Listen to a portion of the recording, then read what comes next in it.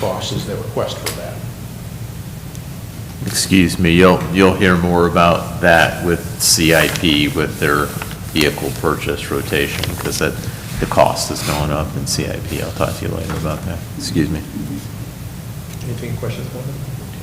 The next line item change would be for department supplies, a request for a $10,000 increase. That $10,000 increase is specific for the request, my decision package for 4 ballistic shields.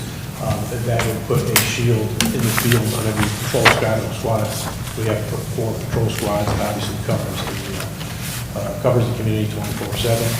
And so having a shield on every squad puts it out there where it's more convenient. They can access it rather than having one at the police station, 2 at the police station that they have to come back and get. Or somebody forgets and takes one home. That's happened too.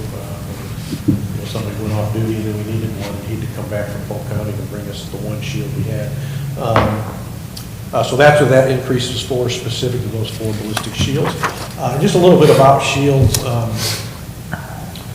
If you know 100% you need a shield, then you probably don't need the shield. And what I mean by that, if you know you're going into a situation where there's going to be gunfire, unless it's an active shooter type of situation where you know you have to go in and neutralize the threat and end the killing, typically we wait for our experts. We get a SWAT team and we'll set up a perimeter and get a SWAT team. Those people are trained and experienced with those type of operations. Where the shield comes in handy for our patrol officers, or what I would call those unknown situations. You might have a domestic call, someone calls 911, they hear screaming in the background, the phone call goes dead, police officers arrive, and the doors, nobody's home, nobody's answering the door, nobody's answering the phone, but it doesn't feel right to the officer. We need to go into this house and make sure this person's okay. They might have jumped in the car and left, they might not be there, but those unknowns is where having that shield handy will help us provide the necessary service, but also do it safely. Again, if we know there, gunfire's in play, unless it's an active shooter type of situation, oftentimes we'll secure the area and call for SWAT teams and experts. But most of what we deal with doesn't rise to that. It'll be suspicious, something's not right, man with a gun at a grocery store type of call, and then they can grab access to that shield and protect themselves and make sure they provide the right level of service because they have the protection they need. So you currently have 2 shields? No, we have 1. Just the one? Yeah, we purchased a rifle-rated shield previously, and this, a lot of this, all of this really falls back on me thinking it through. Is I commented in the conversation earlier in Chicago. When I worked in Chicago, all the patrol vehicles had the same key, and so in an emergency, I could go and lock somebody else's patrol vehicle. They could unlock my patrol vehicle. The supervisors had different keys, but all the officers' car keys are the same. So someone can steal my car, and it happened many times. Take the car, whether it be a practical joke or otherwise. And so what would happen a lot of times if you had a barricaded subject, let's say, somebody inside with maybe a estranged girlfriend, estranged wife, holding her gunpoint, and I'm at that call, and I'm up against the house, and I'm trying to talk to these people. I might get on the radio and say, the next person that runs up, get the shield out of my trunk, we need the shield. And they run, get the shield, they bring the shield up to me. We did that all the time, we did that frequently. And so when we went through this recent purchase, that was kind of my mindset. We would put it in the supervisor's car. The supervisor should be responding to any incident at that level, should have a supervisor responding, the supervisor there, it's in his car. But failing to realize here, one key doesn't open all the cars. So if I'm that individual and I'm up there dealing with the barricaded person and I'm in a situation where I can't leave, I need to stay there, and that happens frequently, I can't say, hey, the next person here get the shield out of my car because their key ain't going on the trunk.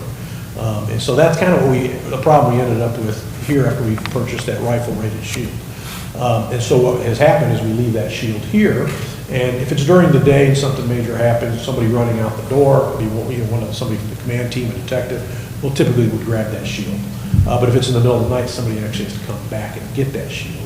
So it doesn't get deployed promptly or quickly. It's usually there's going to be a significant delay. So that's kind of how we utilize the shield that we do have now.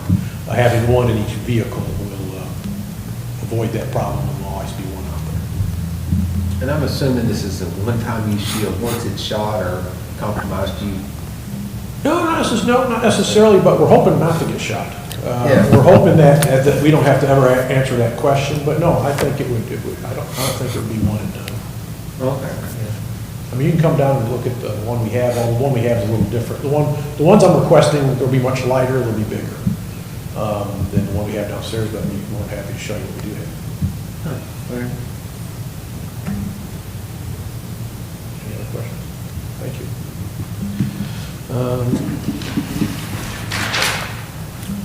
Let's see, jumping down, the manager referred to capital, and I don't want to steal his thunder, I'm sure he'll go into this, but just to give you some numbers, and I believe we mentioned this previously, they're not making the Dodge Chargers anymore, at least not this coming year. There is some discussion about making another police-rated sedan, but we don't know what that'll exactly be or look like. So the upcoming fiscal year, we need to go to Durangos. We have compared the prices between the Durangos and other vehicles like the Tahoe and such. And the Durango seems to be most cost efficient and the wisest decision. But it ends up being $5,000 per vehicle more than what we were paying for the Dodge Charger. And then obviously we're going to have to equip those Durangos. Normally what we will do is when we take a patrol vehicle, Charger off a line, we'll strip it of equipment and we'll put that equipment in the new car. So there's some cost savings there. And we can usually do that a few times, and then eventually there's going to be a change with the manufacturing of the car, and they won't fit no more, and they'll have to buy all new equipment. But that's usually every few years, not every year. But considering, since we won't be buying Chargers and we're buying the Durangos, we will need to outfit those. And then in addition, just Friday, a few days ago, we learned that the company that usually outfits our vehicles with the emergency equipment, the radios, does all the patrol striping and such, they're going to be out of business here, I believe, for about a week. And we just learned that Friday. So we spent much of yesterday, and I shouldn't say we, Captain Gutierrez, spent much of yesterday checking some other companies that are being used in the area, and the costs are significantly higher. So I've asked the manager to increase the capital line item. Presently, I believe it is 137, and I asked if we can get it to 155 for the year. That should cover the increased cost of the Durangos and all the equipment we need to outfit it, and then the installation from a new provider that would be a lot more expensive than the past provider. And he'll probably have more for you than that. Any questions on that? Who's the new provider? I'm just kind of curious. Well, we looked at several different ones. I know a lot of people are going to Global, which is down in South Carolina, which, I'm not a big fan of that. And we did get some pricing on Global, and it's pretty comparable. Kimball's would probably be where we would go. They already do our radios. We already have a relationship. And they have full-time staff. It sounds to me that they can, turn it around much quicker than what we're used to. The present company that we've been using uses part-time staff, and sometimes there's a wait to get our cars done. But of course, they were much cheaper. Yeah. And so we've looked at Global and we looked at Kimball's as far as what other people in the area are using. Where's Kimball's from? Oh, okay. And they do our radios. They already program our radios. Oh, that Kimball's, okay. Pardon? That Kimball's, okay. Yeah, they're very well established here. Any other questions in reference to capital? Physical and drug line item, asked for a $1,500 increase. We have several new officers, as you know we continue to hire, and those officers are going to at least need to be offered the rabies vaccination, which we just had 2 people get the rabies vaccination this last fiscal year, and it was about $1,100 for both of them. So I guess it would be $550 apiece to get the rabies vaccination. So we have several that do not have that yet, and so we need to offer that to them. And some of the testing, the psych tests have gone up a little bit. It's nominal, it's not a lot, but some of the, they've increased each test by, I think, $25. So that is the reason for that request. Uniforms, just looking at the history and what we've used the last few years, and the fact that we've been filling some of our vacancies, and hopefully we'll have to purchase less uniforms in the future. I think we can decrease that by $2,000 based on what we've been purchasing the last couple of years. And then the final request here is under network subscriptions, and that would be the flock camera purchase. And the last time we spoke, I had requested 5 cameras, and it had been $18,000 and some change. They have a new pricing plan, and so I'm now requesting just 4 cameras, and the price goes down to $15,000. That would be $12,000 for the 4 cameras, and the remaining is for the installation. And so the future years, it would just be $12,000 a year. We do have to commit to at least 2 years, though, to be aware of that. It would be $15,000 this year, and we'd have to commit to $12,000 next year. And then after that, we would up the contract again if we wanted to maintain that service. But that would be the reason for that request there in the network subscriptions. Are you talking about those flock cameras? Yeah, the license plate reader cameras that we would place geographically around Fletcher, most likely near a exit or entrance point of the town. Most of our criminals committing serious crimes, at least, are not local. They're passing through and they come here looking for a target. And so that will help us significantly identify in our criminal investigations, identify our suspects, identify vehicles. Not only will we have those 4 specific cameras, but that will also allow us access to numerous other cameras Henderson County has, Hendersonville has some on the Tryon, Greenville. We'll be able to access those cameras as well and use that data, which would be extremely helpful. Fixed locations, or would you anticipate Fixed. changing them around every No, now and not then? fixed locations. If it is, I would put them, we would, spend some time pondering based upon our past crimes and where they're occurring in the suspected exit points, escape routes. We would decide where we think they would best fit. The idea is to put a geographic fence around Fletcher so you can get all traffic coming in and out of town.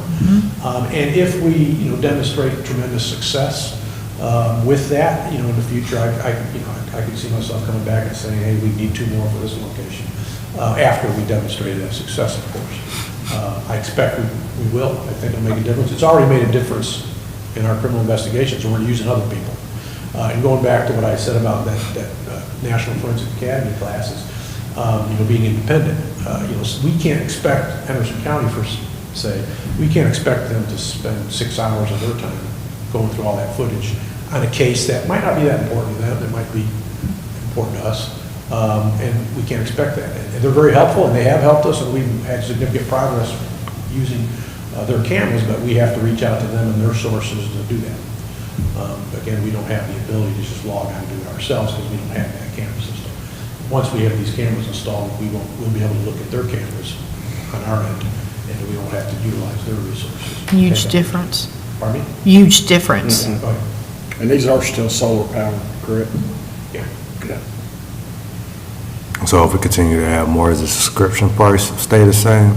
Or is it? Well, I think it would be, you'd have to pay for installation. And Right. it would go, well, I'm assuming, this is an assumption, if we're getting 4 cameras for $12,000, and it was 5 cameras for $15,000, so that makes sense that you're talking $3,000 a camera. So if you added 2 more cameras, I'm assuming it'd be $18,000 a year instead of $12,000. Okay, I'm assuming that's how. thank you. Questions on anything? Yeah? I think that's worth it. I think it's well worth it because it's always about safety. Yeah, I think we will see. You have people coming in and out. Yeah, you're going to see, Jamie, you're going to see we'll solve some cases at least more promptly. And our guys will be very committed, they'll be better dedicated to be, look at those videos if there's a reason to, if there's a need, they're going to hunt it down, and that's kind of what they do. When they get, something gets under their skin, they go. And that's kind of what I mean, we can't expect that, call the sheriff's office and have them spend 12 hours on the video, that's not appropriate. They got their own business and things they got to attend to. But we can do that on our end to represent our community and make sure we do. Well, and it helps them too. I can see how that would help any other county surrounding us as well. No, it's a because- big game changer. We used them up in Illinois. When I was leaving, well, we've been using it for a couple of years, but we just added, because of our success, we added many more cameras, about 5 a week, because of the success that we did have. We've had tremendous success in I the think county. it would be impressive. I That's I'm exciting. just going to add something per our conversation, Chief, the other day, so with traffic enforcement and people running red lights, and I had this, I won't call it epiphany, but an idea. I don't know if, and Chief's going to talk to the company that makes these license plate reader cameras, but is there any capability with, especially, let's just say for sake of argument, we put one here at Fanning Bridge in 25. Is there any capability or utility of, I don't know if it could be programmed or it could be monitored to, if someone's, the light's been red for a solid 3 seconds and they blow through it, we can't write tickets from it, but maybe a letter is sent or some type of soft enforcement, at least to let people know we're watching that up there. And I know there's a lot of logistics to see if this is even practical to do, and so I just threw that out there. I floated it with Chief the other day, and we'll check with the manufacturer, but we can't have officers everywhere in town, monitoring intersections for red light running, so, Yeah, but Anyway, those I are throw the that ones out that cause the there. accidents. It's just terrible how Yeah. you see somebody just blatantly, you're sitting there and they just run the red light like wasn't even, it's unreal. So isn't it enforceable in some areas with those cameras? Like, for instance, do you have cameras if someone goes through? Well, they don't toll allow booths red and light things? cameras in North Carolina right now. I think we might have one city that still is doing that, but they took away that authority to, Oh, okay. like, I think in Illinois, they still have red light cameras, yeah, and so they take a picture of you as you Yeah. if you go through the red light, you get a citation later. So we don't have that authority to do that here. It would take Okay. legislation to do that. But I just wanted to explore it, and so for whatever it's worth, and maybe some company gets a better idea of how to maybe put a component in there, or programming that would give us that information. And I mean, you'll have the license plate, so we'll know who, what vehicle that was that went through there at that time. So it was just an idea to maybe help with some traffic enforcement to an extent. And I call it soft. And again, we haven't gotten very far at all with this, and we'll have some conversation, or Chief will, with the company that sells this and programs it. And this is assuming y'all fund it and it gets in, the final budget. But, so, I just throw that out there. I thought that maybe that could be a tool to help. But its primary function is reading license plates of vehicles gone through at different times, so they can pinpoint someone who's been somewhere to help catch someone who's committed a crime. Do we have any other questions? I'm just curious, what do you do when a car doesn't have a license plate on it? Does it put it in its own category? Because we talked about the cameras before, you could put in red truck, and it would, so does it throw it into its own category as no tag? Well, you would, I don't know all the ins and outs of how to answer that, but let's say you're dealing with a gray pickup truck without a tag, you would still be able to search gray and to give you all the gray cars. You Yeah. can still search pickup and give you all the pickups. It's gonna take a picture of that vehicle without the tag. It's just up to us to know what we're searching for. Because we would put, if we go in there, it only gives us what we're looking for. So if we had a partial plate, we put the partial plate in there, it's gonna give us all the vehicles with that partial plate. If this vehicle didn't have a plate, then it's, obviously that vehicle wouldn't come back. Now, just thinking this out loud here, as you bring up that example, you could have somebody in that gray pickup truck, we get a partial plate, and they take the plate off before they leave town, and now you're maybe missing it because they don't have a plate. We're searching for a partial plate. But if we have a witness who got a partial plate, they're probably also gonna say it was a gray pickup. And so we could search gray, we could search pickup, so there's a lot of options. It'll just be up to our tenaciousness and our search. Have any other questions or comments? Sounds like not. Well, thank you, Chief. Thank you very much. See everybody. All righty, next up we have IT, Mr. Matthew Horton. All right, good morning, everybody. Good morning. Got good news for you this time. No big surprises in this one, and we actually had some positive developments since the last time we spoke about some of this stuff. So I'm going to go through the line item justification form, IT budget, and pretty much just hit on every single item, and then discuss the two decision packages that we have kind of at the end. The first one touches on a lot of different budget areas, so it'll take a little bit of explaining, and then the second one's pretty straightforward. So our first item on the justification form is our contract. We're proposing no change on that for this year. You guys, as far as, maintenance and trouble and our effort to maintain you, you're a very stable network. We would hope so because we've been working with you for so long, but we have very few trouble calls from you guys, so it's primarily our activity is maintenance only, pretty much. So that's great. We wish everybody could be like that, but it's not a perfect world. So no change there. One of our decision packages does impact this item, so we have it listed directly under, but I'll get into that in a bit. The telephone line item, so we discussed last time the troubles we've had with the phone system.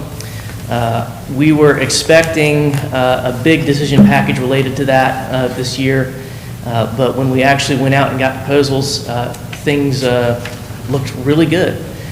So normally, when we look at a phone system change, what we expect is a huge capital investment for hardware swaps. So you have to buy all of the new phone handsets and everything. And then, of course, the service provider fees to provide the service. So we were expecting that to become a decision package because we thought that we were going to have a huge upfront hardware cost in the tens of thousands. When we got the proposal back, that ended up being not the case. The provider that we've been working with, which coincidentally is the same one that's going to be doing our new copiers, offered us basically a lease to own over a 3-year period where they bundle the hardware cost into the monthly. And after the 3-year period, we own the hardware. And the total monthly cost is only slightly higher than the monthly cost that we're paying now for the existing provider, which does not include that. So we're looking at basically a couple of $100 capital expense for the install and switchover, and then a very similar monthly cost. So I've just bumped up the telephone line item a little bit to account for that, and left it as not a decision package because it seems like a no-brainer. We definitely want to do that. The hardware is Cisco, so it's the top of the line. I expect no problems with it. Very highly rated provider. Went out and did a little bit of digging on them, and it's not the copier company themselves that is offering this. They're just a reseller. The service provider is the largest, Cisco cloud-based phone provider in the nation, I believe. So that seemed like a no-brainer, like I said. So we're just going to go ahead and do it. The other thing we're proposing in this line item is we want to add a second internet link to Town Hall, an extremely high-speed internet link. So there have been a lot of changes IT-wise this year. The biggest of which I believe is the Motorola camera system in PD. And the DA's office has implemented basically what is the competitor to that system for their evidence upload and transmission system. So since we're on Motorola and City of Hendersonville is on Motorola, and pretty much all the departments in the Tri-County area are on the Motorola system, but for whatever reason the DA is on the main competitor. And they don't talk very well. So what we're having to do for, case transmission evidence upload is kind of pull down the videos from the system and then upload them to the Axon system that the DA's office uses. Those files are gigantic. They're running into a lot of issues with it, and it's not just us, it's the other departments as well. But due to the huge size of those files that they're having to transmit, we need a high-speed download link here to help facilitate that. So I've added on the cost for a gigabit internet link to go alongside the existing one that we have from Optimum. And hopefully that'll alleviate some of the problems they have. I know the City of Hendersonville Chief of Police has been basically dogging them a little bit to get the problem fixed and to create a direct link between the two companies, but I don't know how successful they're going to be with that. I would assume it's not going to get anywhere, so I think this is our next best bet. For the dues line item, outside the decision packages, no changes. This is kind of confusing because if decision package 1 is approved, we have a big decrease of 11,000 and then an increase of 16,000. So we're looking at a net increase of about 5. But if that package is not approved, then nothing changes in that line item. I don't think we have any changes for subscriptions. Yeah, we have the Civic Plus stuff has been integrated in there, so no change there. I believe the debt book that Heather's department uses increased by a couple of thousand, but that's also kind of expected, so. Yeah, not much to mention on that item. And then capital expense, we have one thing there outside the decision packages. Christine has requested tablets for you guys for the Civic Plus system. So we have roughly $4,500 to account for the tablet costs. And I believe the purpose of that is you will be able to view these agenda items on the tablets and not have to print out a bunch of paper every single time. All right. Any questions so far on the main line items? On that phone system, what's the life expectancy on a phone system like that? We like to get 10 years out of them. The hardware, you know, it suffers wear and tear. So as they pick up and place down, pick up, place down, they eventually wear out. But, you know, if we were to have to replace that, we would probably just kind of do the lease deal again. So after the initial 3-year period, once the lease is paid off, our monthly is going to go down because we don't have to pay that anymore. Right. So we're expecting this to be a net positive for us, kind of all around. Okay. Okay. Well, if no other questions, then I will get into our 2 decision packages this year. The first one is the most complicated one, and it is basically a combined security and backup services request that we have. So over the last year, we've upped security significantly. I'm asking to up it again because things are getting worse. The attackers, we found, if an attack is going to happen, they will do it during like a 3-day weekend or during a period of time where they know that it is unlikely that the people that typically take care of a network are going to be available to react. So the need for having 24/7 monitoring and defense is becoming greater and greater. And that's what we're proposing as part of this decision package. We would like to monitor not only the resources here in Town Hall, but it's important to monitor our Microsoft Cloud resources as well, because again, we don't have a way to directly defend that system because we have no responsibility over it. It lives in Microsoft servers in the cloud. So the best we can do is rely on third-party services for detection and defense of that system. So as part of that, the cost increase hits, I believe, 3 different line items in the budget. The first line item is our line item, and that increased cost is our contract with that provider to provide the 24/7 monitoring, defense, and alert. So what they'll do is they hook into not only our resources here, but our resources in the cloud. They staff a manned 24/7 security operations center. If anything is detected, they will immediately react and, of course, notify us to come in and take action against it and figure out what's going on.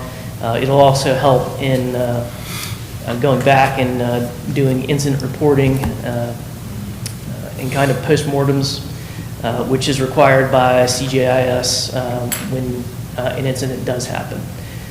So I think there's going to be a lot of value in implementing that system.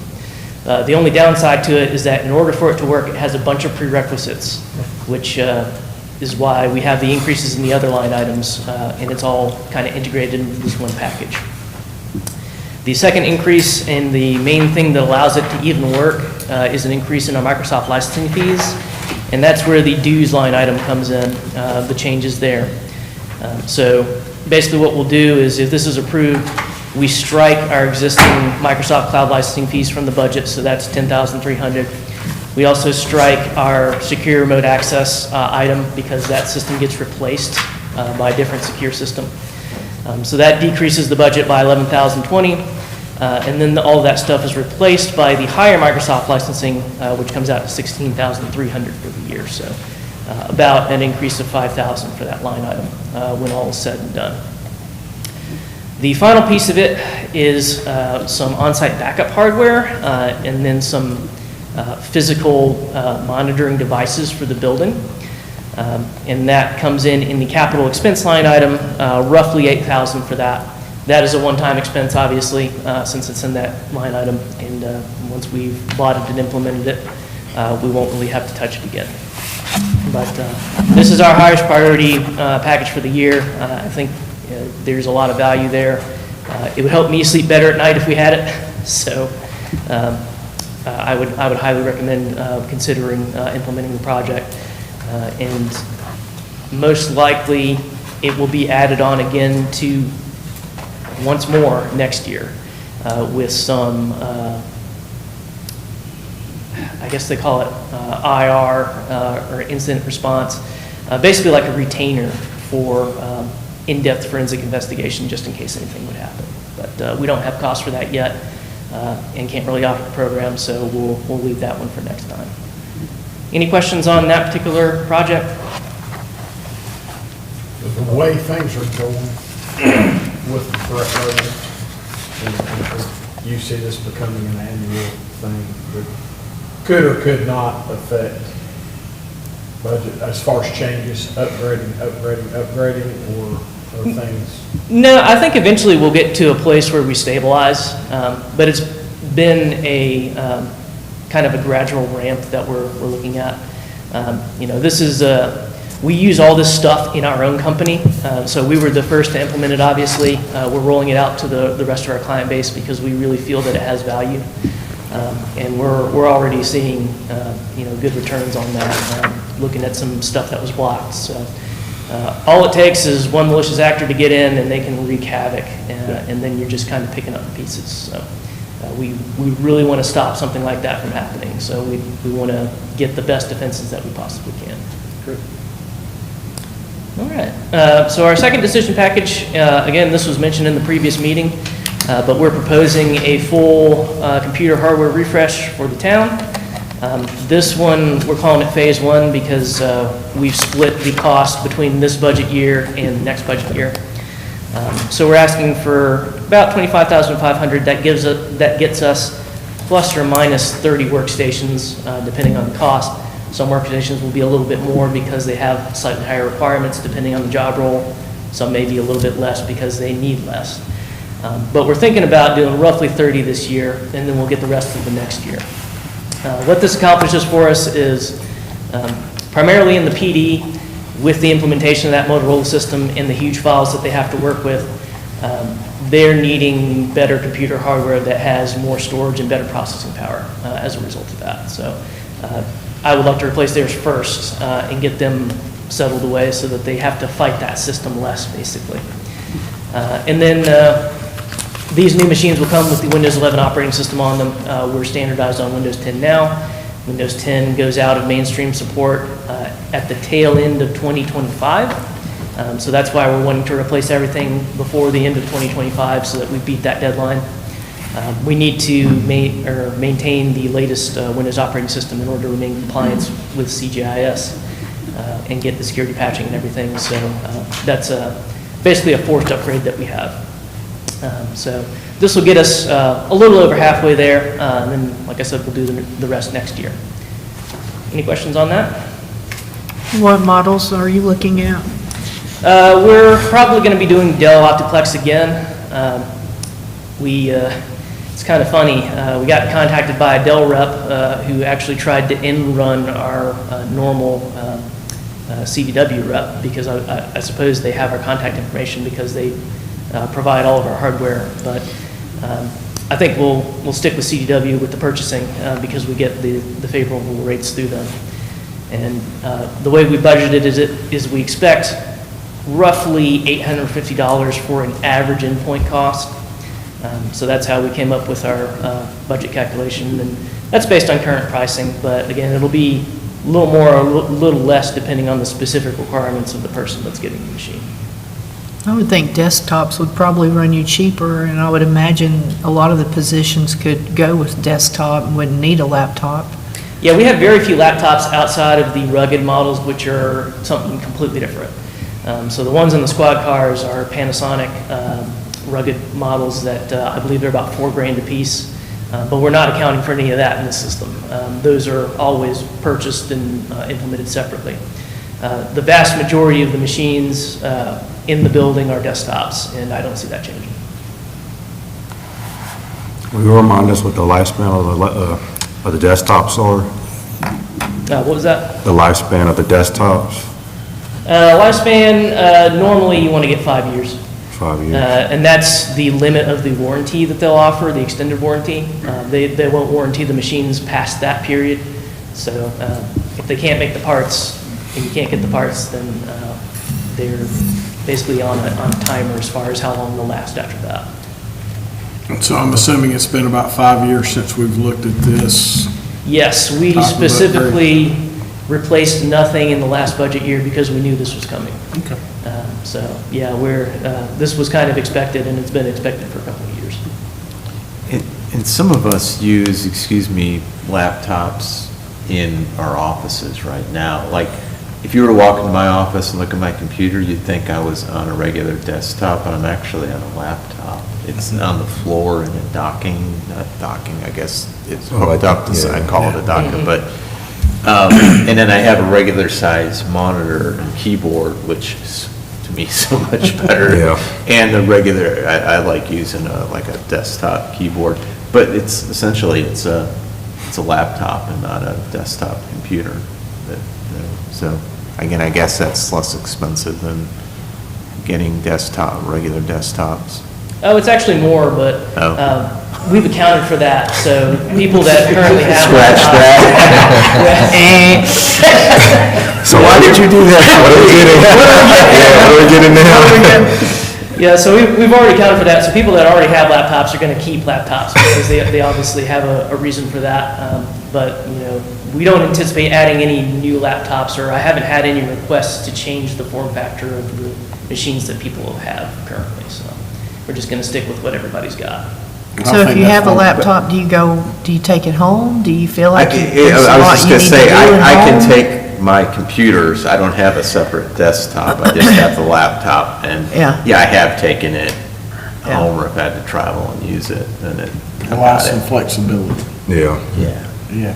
Yes. Well, I know it was a must for us as a teacher, but I was thinking, if you have a desktop, maybe it encourages you to be able to leave your work at home leave your work at work a little bit more and not take it home, Yeah. but, Yeah, as far as work from home is concerned, we have the capability for that. We have a secure VPN for it. Again, Decision Package 1 is going to strengthen the security of that system as well. But work from home never really was a thing here, and I totally understand until COVID. And then that kind of shifted things around, and we wanted to make that system available. But even though it is there, it is seldom used. Pretty much, Mark, Heather, and police department are the sole users of it. key people. All right, well, that's all I had. Do we have any other questions, comments?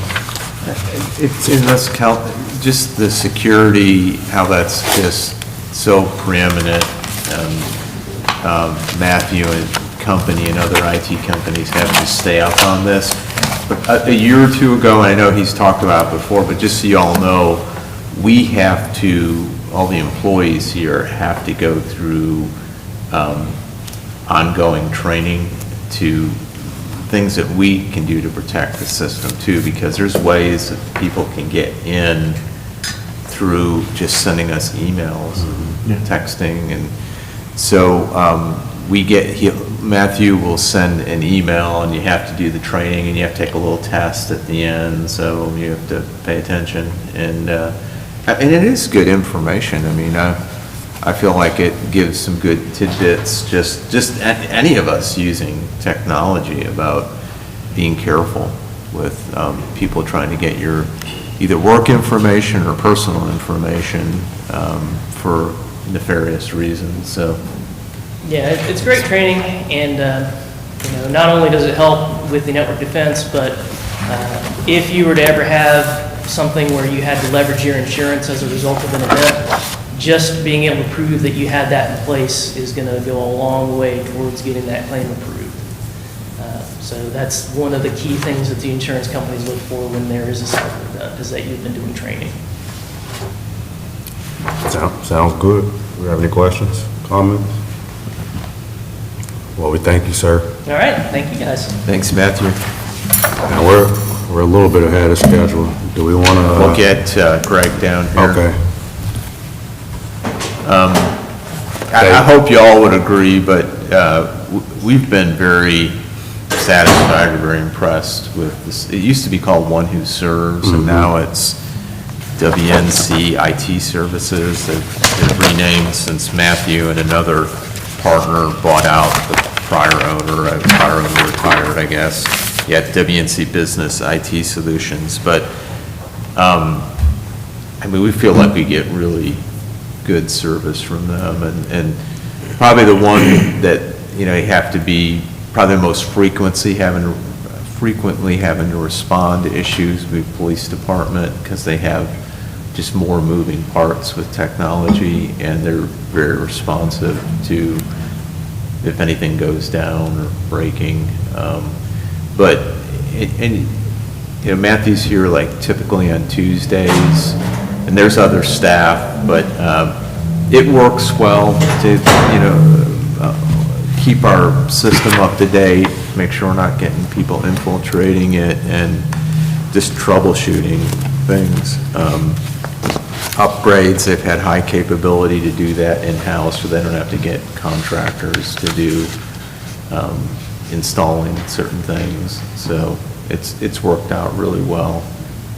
Well, I was comparing the actual to what's contracted.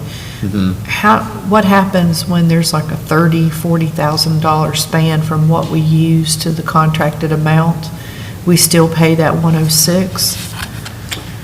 It looks like the 63 might be contracted hours, and Yes. yet it's budgeted for 106. 106 too, yeah. So I'm thinking if there's a $30,000 or $40,000 span every year like that, should we consider to ask for a lesser? Go back to that, go back to Contracted the amount. hourly. Yeah, I don't know. For as much as I doubt we're gonna hit that big of a gap where, let's say he's here that much, and that's a good question, to consider. Like Whereas- if every year it's $20,000 or $30,000 more that we're paying Oh. for that contract. Yeah. As to what we're actual use. Right. I was just curious. Yeah, it's something to look at if it continues to creep up. Okay. They've kept it at a fairly constant rate for quite a few years, and we did it just hourly, and then he went to that flat amount, to not to exceed. About 2 years ago, I think we went. We probably we did just want that. to look at it over Yeah. a and that- couple of and that's 3 a good- years and see how that keeps going. That's a good point. My apologies, sorry. And at that, I could tell you at that amount for the service we get through the year, if we had to hire someone with benefits, with the IT Yeah. skills and certification, it'd be a lot more than that we'd be paying individuals to do it. So, I would say I'm very comfortable with that cost, but it's a good question. Is there anything I'm missing, Heather? This current school year, we did move some subscriptions. I don't remember exactly off the top of my back of the battery. That's right. A few other things that got moved up to his contract last year or this current year. So it's not just his, funding his company, but some of it's a subscription that we have through his company, and we just pay one who serves one bill a month, so Yeah, that's part of it. And I know some folks. that's a good value. And I know some folks on the hourly side that contract that had ransomware issues, and the hourly rate to fix, repair, and track all that down. We was don't want to see that, astronomical. yeah. And so that would be the only Huge consideration for that. Thank you.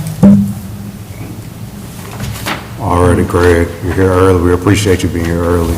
Thank you, and the floor is yours.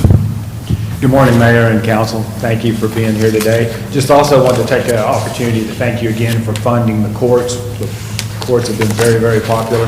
So far in March, we've had 29 reservations just this date through the month. 17 of those are by residents and 12 by non-residents. So with the warm weather, the courts, basketball, tennis, and pickleball are getting great use. So just as a reminder what our department manages, because I think a lot of times we have a lot going on that sort of kind of can get lost. We've got 2 parks that our department manages, 70-plus acres. There's 2 shelters year-round, 2 playgrounds, 2 dog parks, 5 baseball fields and softball fields, 3 lacrosse and soccer fields.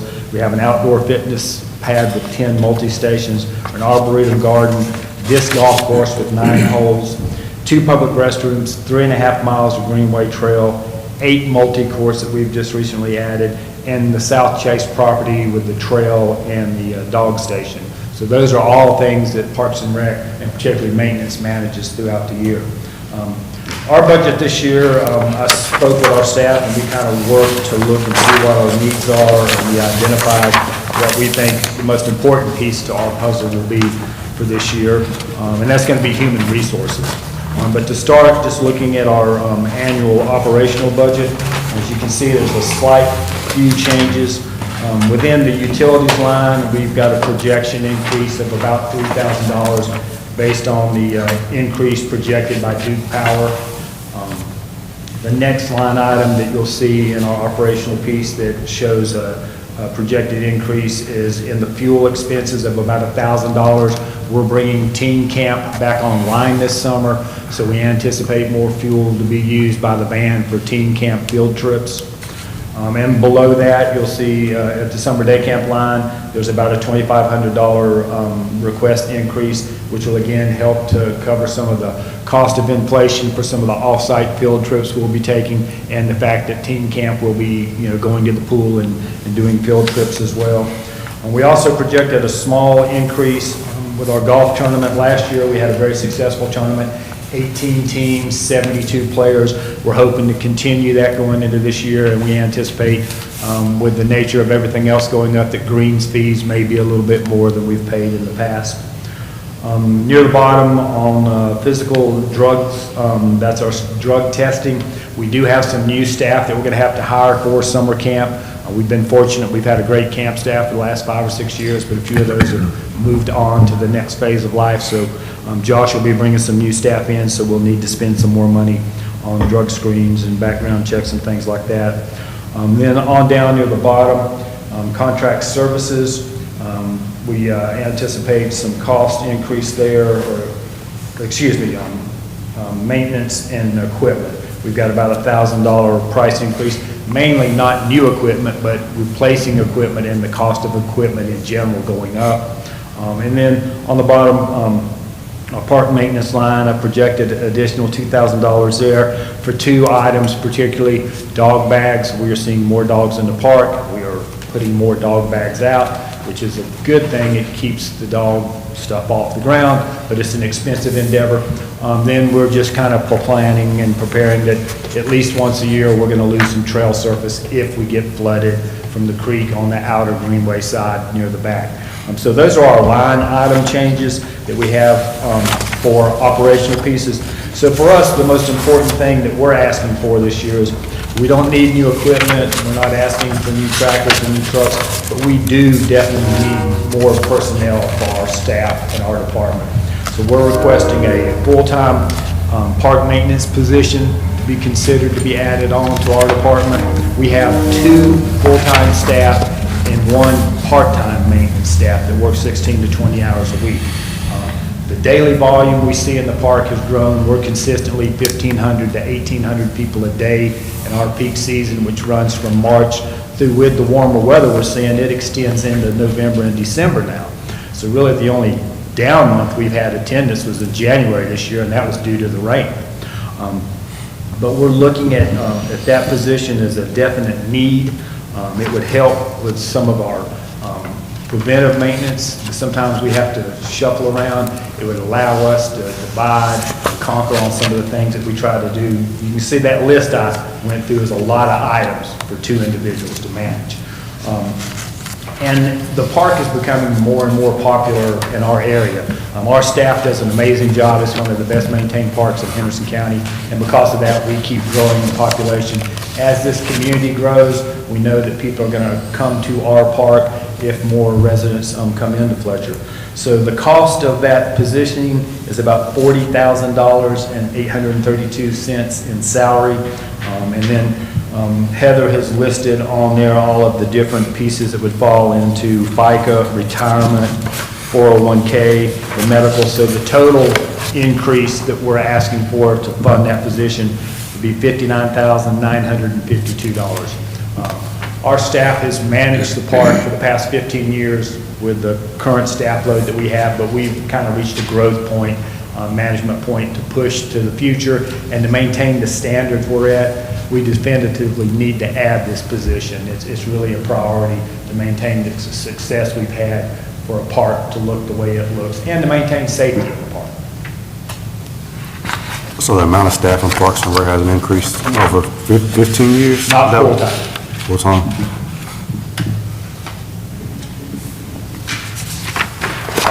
Who are your staff members now? You have yourself, Josh Queen is our recreation program supervisor. Mitch Stamey is our maintenance supervisor, and Aaron Ramsey is our maintenance tech. That's our full-time. We have a part-time park maintenance position, then we also have park rangers. But the challenge with the part-time maintenance position, that person has turned over 3 times this year. 16 to 20 hours is sort of tough for somebody if they're trying to actually work more than part-time to stay on board. so you have yourself and Josh and Mitch and Aaron, Full-time and then you have one part-time that you say is a is, 16 to 20 hour a week maintenance position. Then we have our weekend rangers. your weekend rangers. How many of those do you have? We have one that works Saturday, Sunday, and we have one ranger that works afternoons. So 2.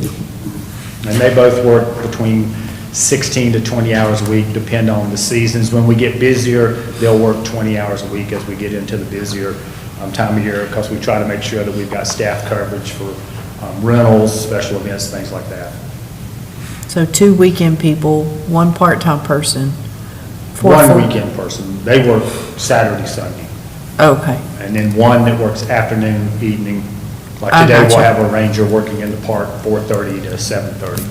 okay.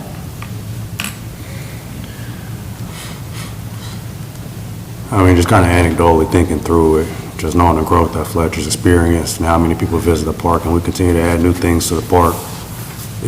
I'm kind of wondering why we haven't added a new full-time person over the We've been able to 15 years. manage the load till this past year as we've started. Previously, we've gotten more continuity out of our part-time people, longer periods.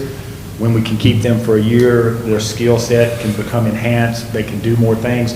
But this past year, with the turnover 3 times, we're hiring, training, launching, hiring, training, launching.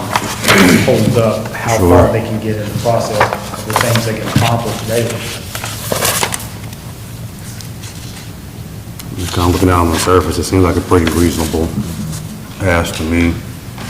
We've used some seasonal maintenance folks too, in addition to the, I call it permanent part-time position that Greg was referencing before, which is 16 to 20 hours. But we've hired someone, and it's usually winds up being like a college student or, you know, some younger person that fit in that temporary status. But it's better to have someone on a permanent basis with the help with maintenance than seasonal. I think so, yeah. Yeah. So you is this won't be full-time? getting- I'm sorry, go ahead. Oh, I'm sorry. I was just gonna ask, is full-time also keeping the part-time position as well? Well, we would keep one, and I think in the budget, when you look, we dropped one Yeah, position. just Yeah, clarifying it's this. vetted in there. Yeah. It was, Same with the drop. 4,000 is Yeah, what? 4,500, I Yeah, believe. 4,500. Some of the other part-time salaries increase, and then we take out the permanent part-time maintenance. No, just to clarify, what Jim was asking, you're keeping everybody that you've got, but one, did you say you dropped one part-time? If we were funded for the full-time, we've got it projected to drop one part-time. Do you think you could convert one of your part-time into full-time? or We do have one candidate that would be a great addition to our So you're team. not gonna have to go completely through the training process again? Right. It'd be a little more. Potential. Okay. And are you getting any feedback? I mean, is it mainly the hours that's running, why we've turned over 3 times, or have you got any feedback? Well, that just don't like the it's hard to position? say because we had 2 retirees and a college student. One moved and relocated to be close to a grandchild. Another one ended up having some shoulder surgery and just decided that I'm not coming back. Yeah. They heard it had nothing to do with work. And then the college student moved away from home, then moved back home. So it's just that flux of, 16 to 20 hours is truly a part-time role. And we've been fortunate, those 3 individuals were great when we had them on the team. So, but it's just harder to maintain that now. So they weren't complaining about the job itself, just. Well, it just that, it's a lot for 2.5 people. Yeah. I mean, when we don't really, our seasons change. There's not really a slow season. It changes from what we're doing from athletics to camp season, to event season, to holiday season. And then, our guys do a great job with turf. And to do turf right, you're working on turf 12 months out of the year. Our athletic fields are probably some of the nicest ones in western North Carolina. Do we have any other questions, comments? I don't think so. Thank you, Mayor and Council. Thank you. That's great. Guys, do we want to take a break, or do we want to You can do your do break one now. more? It's up to y'all. You want to do your break now? Sure. Want to do a break? Okay. Is 9:45 okay for everybody, 10 minutes? Yeah. All right, do we have a motion to recess until 9:45? Make a motion? Okay, we have a motion to recess until 9:45, do we have a second? Second. All right, all those in favor of recessing, say aye. Aye. Those opposed? All right, we're on recess until 9:45.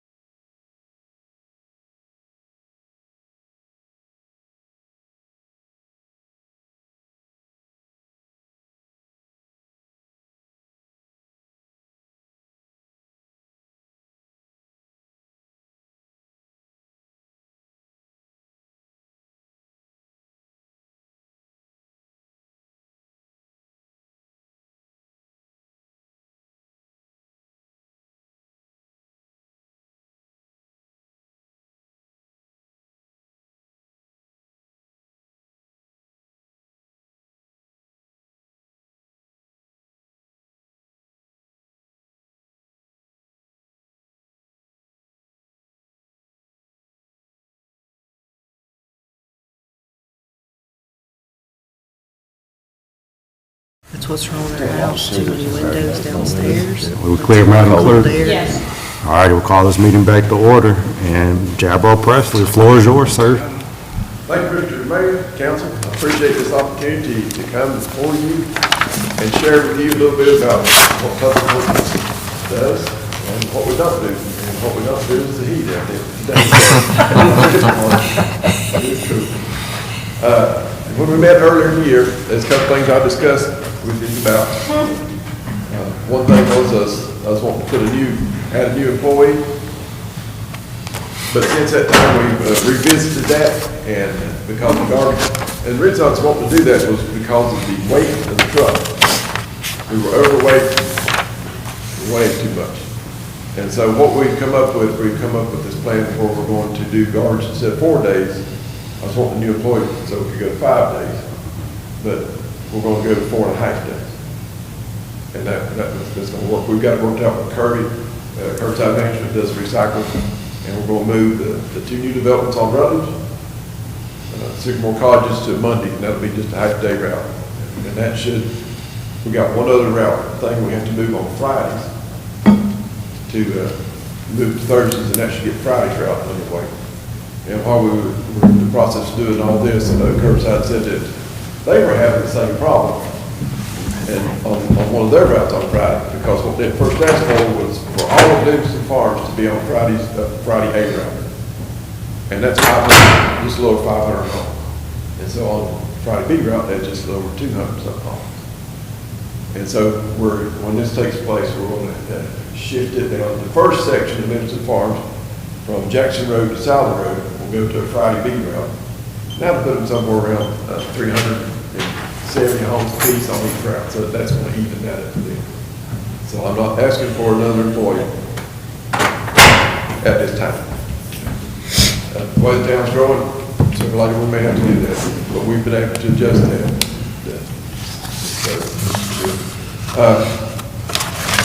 I do have a few things I'd like to discuss. And I try not to be long-winded, but I'm afraid I'm going to fail on this. I'll tell you, this has been just one heck of a year for Public Works with all the stuff that we've had that has gone on with this. If you look at our budget request and the decision packages that I have here, I'm just going to start going through the decision packages, and we may digress and jump back and forth just a little bit so that I can explain what's going on. The first decision package I'm asking for is a new load of trash cans. And if you look, we started this in 2014. So a lot of trash cans are 10 years old. And they say 5 to 7 years, just depends on how they're treated. It could be the life of the garbage can. And so this will be the 3rd time that we've asked for garbage cans to come in and be replaced. I've got here that on hand we have 325. And with the 2 new developments on Rutledge, that'll be about 150. And we replace about 150 a year. So that's just going to bottom out our supply. If we get this load in, it should last us for, maybe 4 or 5 years. And then we'll revisit this again. But this is something that is very vital as a service we provide, that we need to have, good stuff. And the 2 things that people complain about is the cans being busted and they stink, but I can't help the stink part because we'll dump it, But when they get to the point where they're busted out, this one lady called the other day and she was so hysterical. And I thought, what's going on? She said she went to open her trash can and it was cracked on the front, the snake crawled out. I thought, well, ma'am, you'd had to catch me because I'd been in front of you trying to get away. So I understand what she's talking about. And that's something that we need to do is make sure the cans are good. Especially with a lot of the developments that we have, they store these cans in their garage. They will not allow them, their cabinets don't allow them to keep them outside. So with that, I understand. Okay? All right, the second thing I want to talk to you is about on decision package number 2 is the lights here. I was recently approached at first year from someone from Progress Energy about what they could do to help upgrade our lights. And so I talked to Mark about it, and he said, well, let's just see what they have, and we'll go with it that way. And we spent about 2 hours going through counting every light in here, what bulbs it take to replace, and that's where we come up with these numbers in. All right, in this past year, we spent over $10,000 repairing and replacing lights, of what they're doing. And with Progress Energy, we get, what is it says there, automatically a 26% incentive. The electrician didn't do that. That's just their business, they're going to do this. All these lights are, we can't find bulbs, we can't find ballasts. These fluorescent bulbs, they require ballasts to start them, and then when they go bad, you can't find them. We got to, right now, I hate to say this, but right now, we have 16 lights out on the outside of the building. And I'm just waiting to see what we do about this, about to have the electrician come and repair them. What they do is they take and they remove the ballast, they hardwire it in, and change the bulb, or to have new power to it. But one way or the other, we're going to do this. In the vestibule out here, in the lobby, every one of these had to be changed because half of them won't work. We couldn't get them to work tonight. You can't find the ballast and things like that. So on this package here, if you look at, this is not my savings here in the bullet points on this. This came from Progress Energy, what they said, that's how much it would save us, $225. And the total cost is $32,000. But if their incentive would drop it down to $22,000. And that's quite a bit, We're going to have to do it. That's the thing for the commercial a long time ago, either pay me now or pay me later. One way or the other, these are going to change, they'll go out, whether we like them or not. And there's a 1-year warranty on this through them, and it's no upfront cost. It's once upon completion, they do that. Once we sign off on that, then they have no warranty on that. The savings, 8 years will pay for itself. Or if we don't do it, then in 8 years we'll be paying it eventually because we're going to have to replace these lights.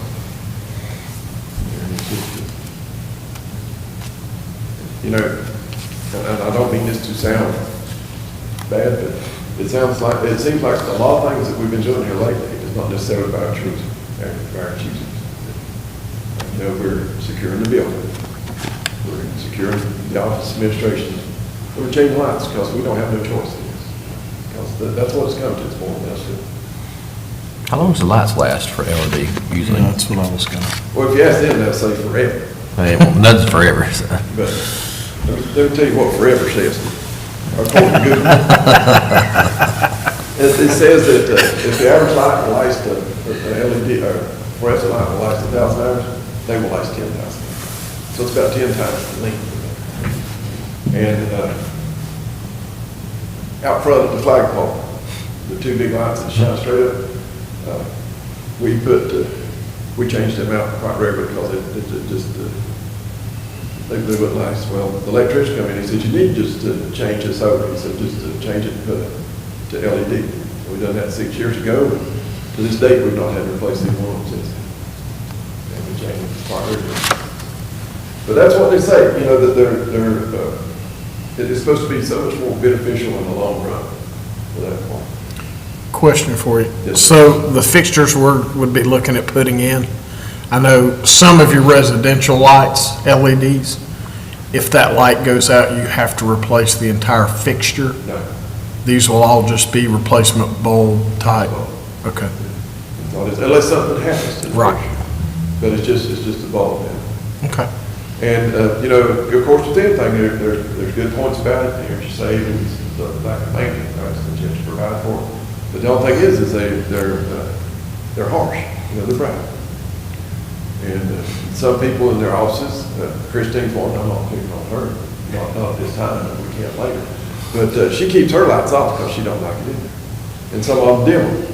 Now with the LED lights, you cannot dim it to about 60%. Once you dim it below 60%, it starts flashing, the strobe and stuff like that. So that's one of the drawbacks. It is bright, very, very bright.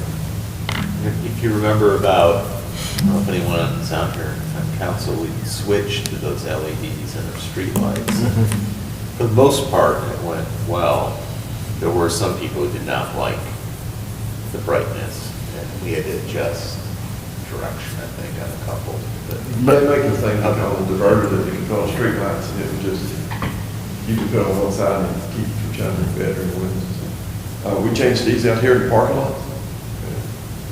And changed those out to LEDs, and they've just been a tremendous difference in them for outside lights. But inside, they are harsh, but they're bright. But now, there are some options for a softer LED versus a brighter LED. We Yes. have that. I'm not an expert on that, but he said that these here, but he said, what he said was they make it sort of like an interior light and an exterior light. Okay. And these in here are set up for the interior part of It might be worthwhile looking into, this might be more of a question for Mark or Heather. It seems like usually when you do some kind of energy efficient change, there's usually monies available from the federal or the state level government at times, so it might be worth to look to see if that's available anywhere. Okay. I don't know for sure, but Yeah, Energy savings. I'm not aware, but we can do some checking around. Usually the energy savings comes, is an incentive to do, who do, you know. because that's what they're doing here. in this. Yeah, they're Because what providing they're it. doing is, they're helping you out, but they're also helping themselves out because they're not having to generate as much electricity as you should have to. All right. Cost savings on that. And I mentioned earlier that through our contractor, we'd spent over $10,000 this past year from July 1 through here, replacing and repairing lights. And just whenever, we just got to the point where we want to go out, we'll just go ahead and change it to LED because you can't find the balance on it. All right, we'll go to the third package.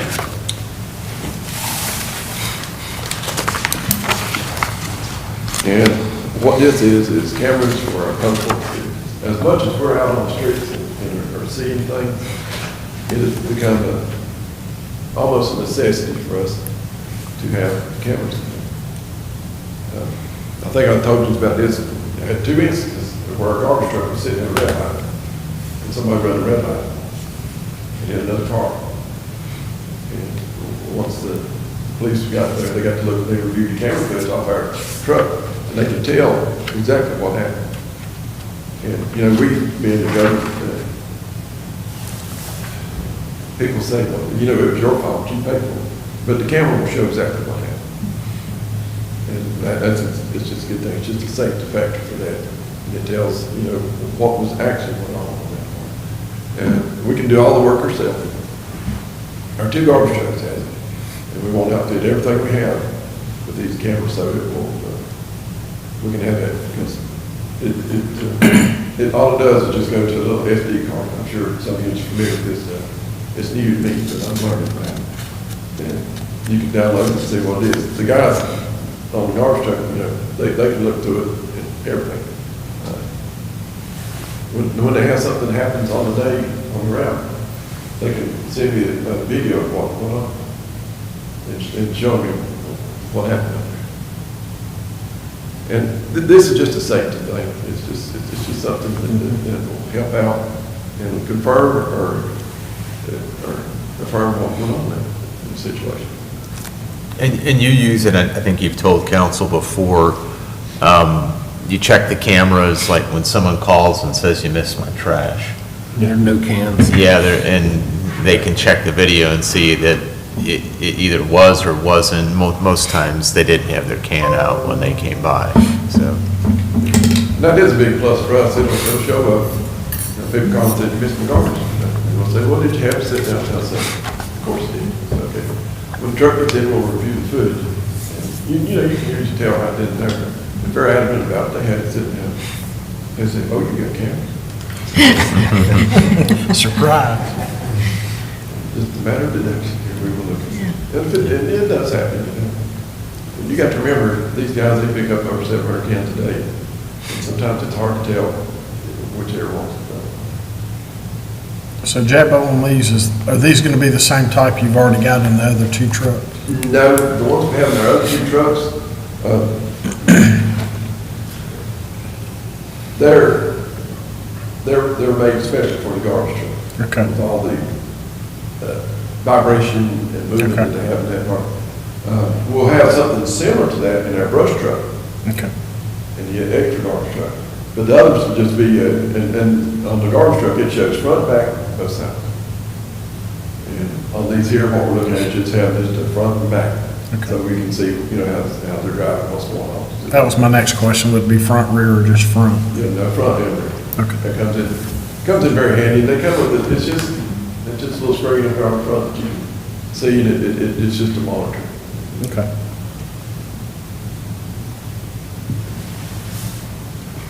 And then the last decision package I had was about a scattering. I guess after throwing all this stuff at you, this is more of a wish than a want, I guess. But I'm still gonna put it out there. Our mower that we have right now is 15 years old, and it's bitten to dust. If we was to use it, it just has to be a as-is basis, and then you'd have to replenish the oil system. It's got a bad hydraulic leak, but it's just reached its prime.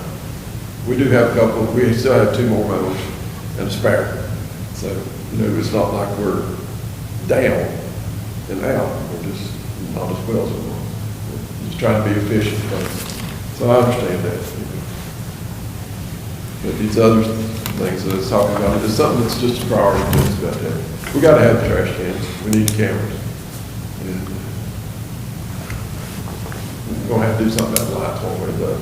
We can either go with this grant, say $6,000, or do it just 1 or 2 at a time as they go out. Now, if you look at my baseline item budget, I've had a couple of increases. I'd like to go over that with you. The first one is the DMP 600, 1,500, the Emerald Town facility. I've asked for an increase of $10,000.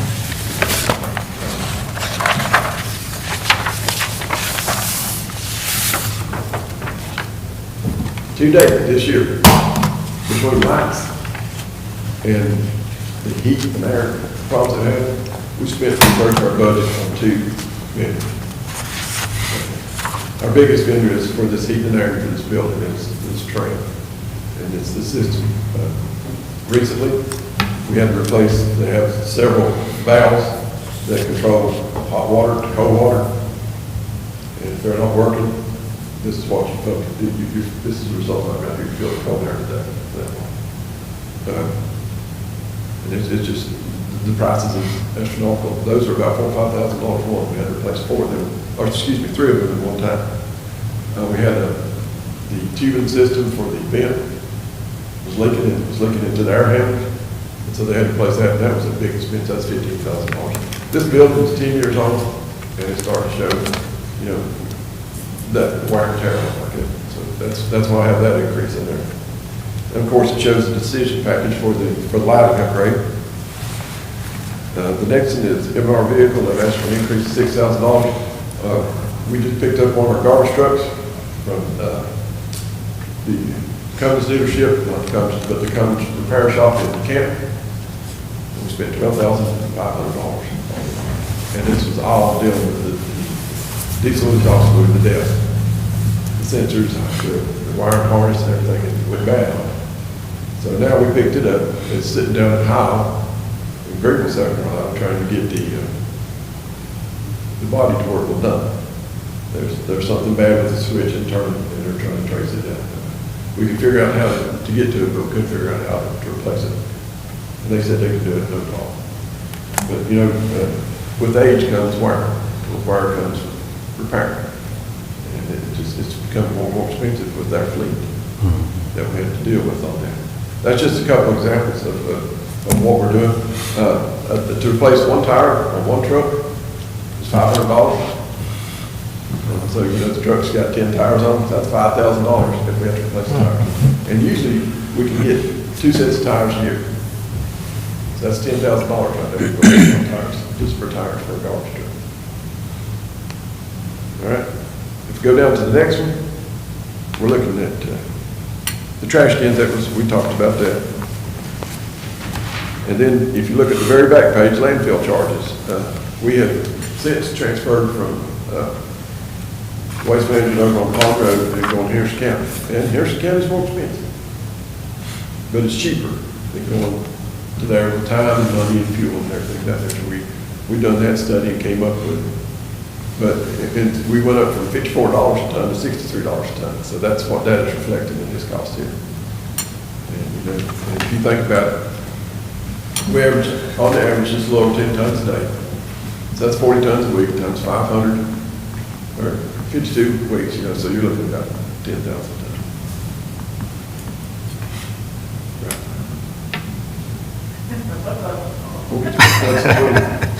200 tons. No, but that's the increase in the price of that, you know, it's just the price of doing business on that part. All right, the next thing is, the recycling is, you know, we got to put in our contract, they get a certain percent increase each year, and this is going flat back with all that. And especially That's based on, excuse me, on CPI, on cost of living. And since we're adding all these homes, their costs are going up, because, you know, they charge us per can, just like anything else, they charge us per can. So literally, that's why we're increasing this for that part. The next one is disposal fees, and that's the deal with the mulch, which we're still willing to give it away and are giving it away. We've had pretty good results at each one of our giveaway days. We average about 20 loads. And our next one will be in conjunction with the shred event at Field Rock.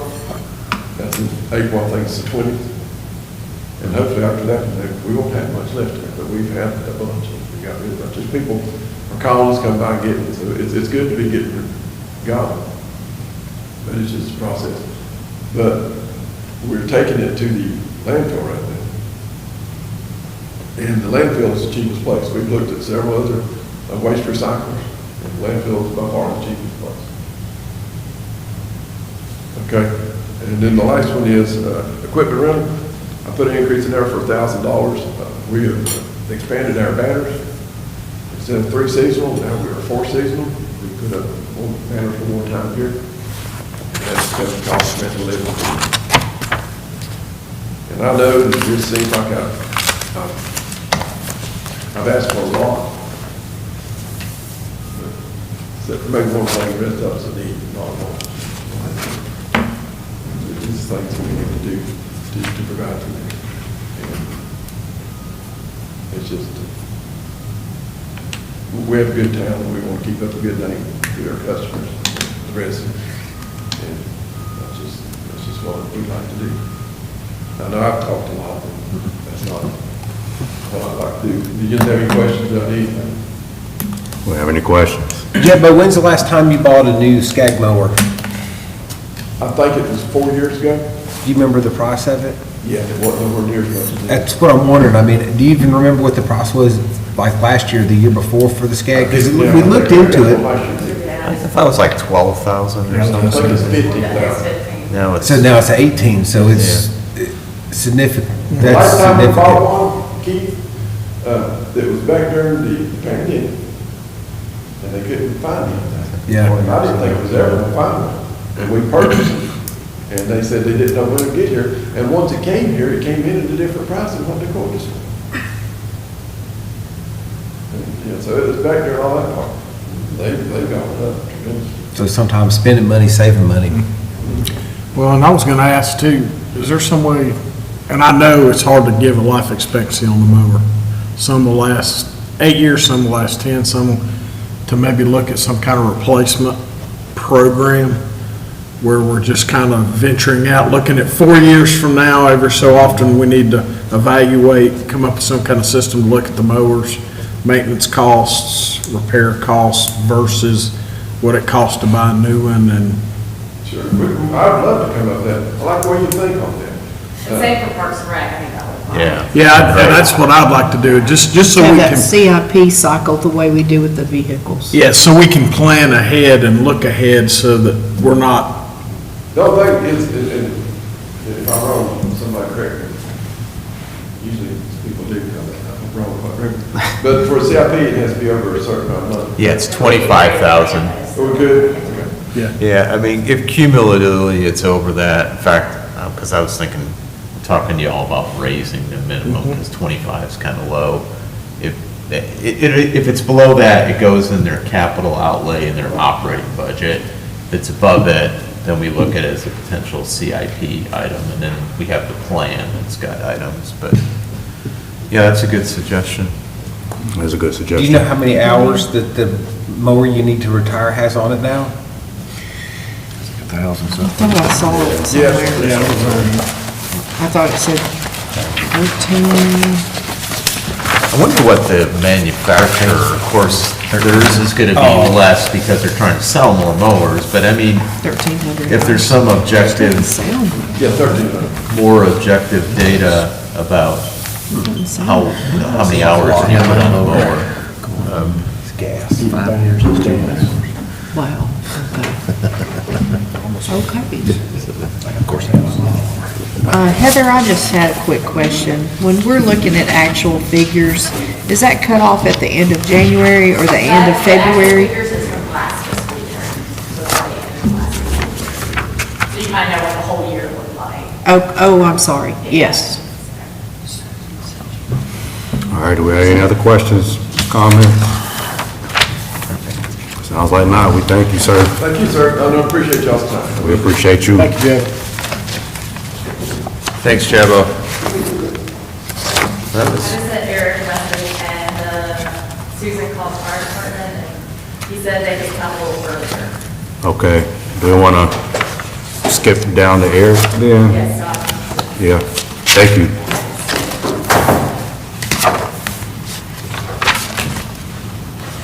Is Eric able to come now? Okay. I think I might have mentioned this last year. It would be nice to know how much is spent at this point. I can give you something. Okay, because then it's just a good analysis of, okay, this was what was proposed, this is how it's going through the year, and, I mean, kind of like real time. Yeah. When we, of course, yeah, we can do that. At the, I don't know, we call it budget retreat, but it's really just the budget workshop where I present the recommended budget. I've always had to run through a report that shows where Yeah. expenses are year-to-date, recommended, line item, requested, recommended, et cetera. So, but yeah, we can run that.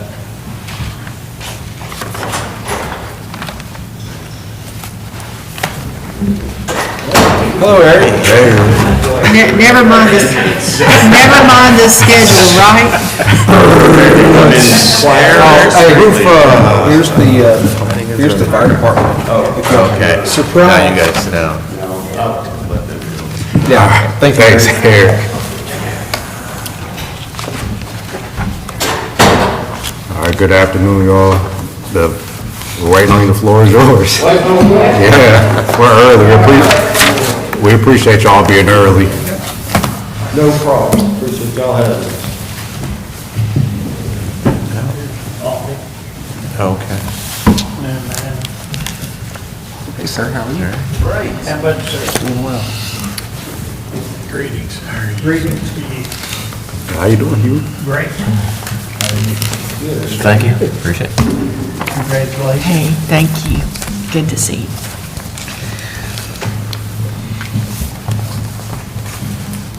Thanks.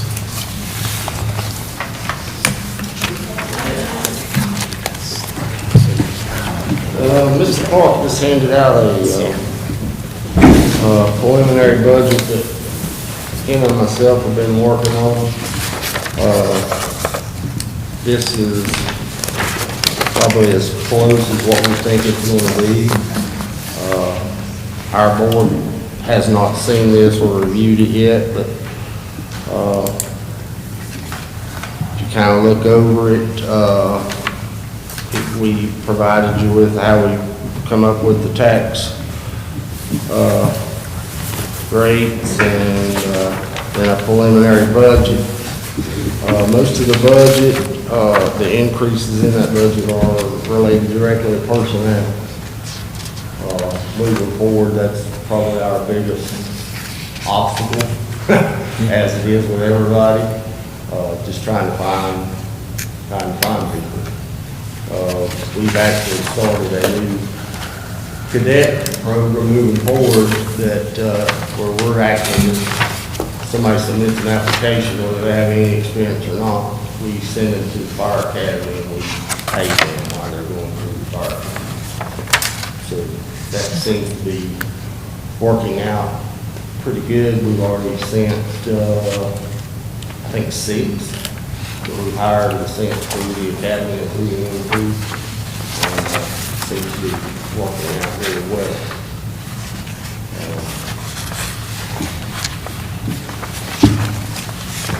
Do you think anything will miss?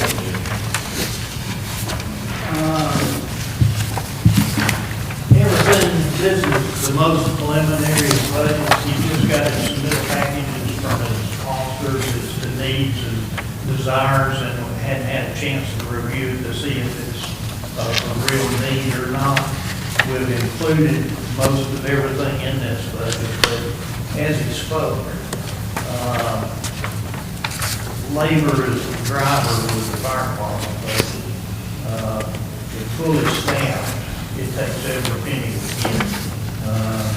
The only way we've been able to have any excess revenue year over year is by not having a full staff continuously throughout the year. But the intent is to have a full staff, plus I've been talking with the chief with the vacation, bereavement time, sick time. It takes more people than what your staffing reports is to accommodate, or we have to hire outside individuals to come in and fill those shifts. At the moment, we're taking people that just got off shift, bringing them back, and they're working, but they're working at overtime, which costs us 50% more than if we could get a individual in the house. So we're doing everything we can to try to increase personnel, but there's not a lot of trained people out there. And that's the reason we started the cadet program, trying to get some new blood in the industry, teach them what we need. And what's fully staffed for the fire department at 30? And what are you at now? Right, 3 short. But we got 2 cadets in school, so So you'll have those 2, assuming they make it through, yeah. But it seems like every time we get 3, we lose 2, you know, and then we get 3, lose 2 more, and it comes and goes. A lot of them are going back to their departments that they came from in Down County and stuff that are now hired full-time paid employees. There's been a conversion over, I don't know, from volunteer fire departments to paid fire departments. And the trend is now more paid. There's not too many truly volunteer fire departments left. And so the need for firefighters is pretty intense. And so they come to us, get trained, and then go back to their home department when they get a budget and can pay them. So that's where we're losing a lot. And, you know, you lose some from just like working with this facility or organization. That just happens. Where do you find most of your recruits? Is it from other stations, or is it? Well, no, lately, like I said, we started the new program and we just advertise and people apply and say, hey, I'm not going to give this a shot, or. Yeah. And that's how we've been getting the last 6 that we sent to the academy. Well, just food for thought. The past several job fairs they've had at the Ag Center, you know, you've had Black Mountain Police Department, there's been several people up there recruiting or just seeing if they could find, you know, things. It's free for y'all to go and set up a booth, so it might be a kind of way to maybe reach a couple of people in the future, you know. Yeah, we've got a guy that actually does that for us, that goes out and does that. He does a lot of the ones at the schools and stuff, career days. Yeah. And things like that, so yeah, we need to look into that too as far as. It's free, so maybe. Right. Well, I know y'all been creative. I even think I saw a video recently, a recruitment video, if I'm not mistaken. Well done. How did, We're trying everything we can think of to get people. And we're not the only one that's struggling, I think everybody. yeah. How does y'all start and pay compare to other departments in the region? Actually, we were just talking about that the other day, and we're probably middle of the road. We're not the lowest, we're not the highest, we're probably in the middle of the road. And what is that number? Right now it's 45.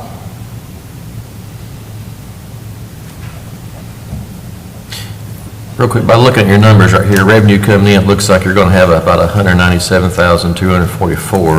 And total expenditures is going to be 531,325. Looks like you're going to be short 334,081. Does that sound correct?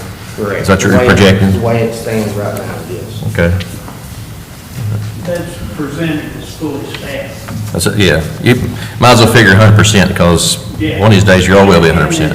Given 100% for bereavement and family Yep. leave time, which usually doesn't occur, but You better budget for it, because if you do staff at 100%, next thing you know, you shortfall and you have to fire somebody, that's kind of bad, but. the other thing is, the board last meeting increased their IRA contribution to 8%, where it was 5%. So we're trying to help them. We've got a financial advisor advising on how to invest their money. The other thing, we've got our chief that happens to be a pilot for Delta Airlines.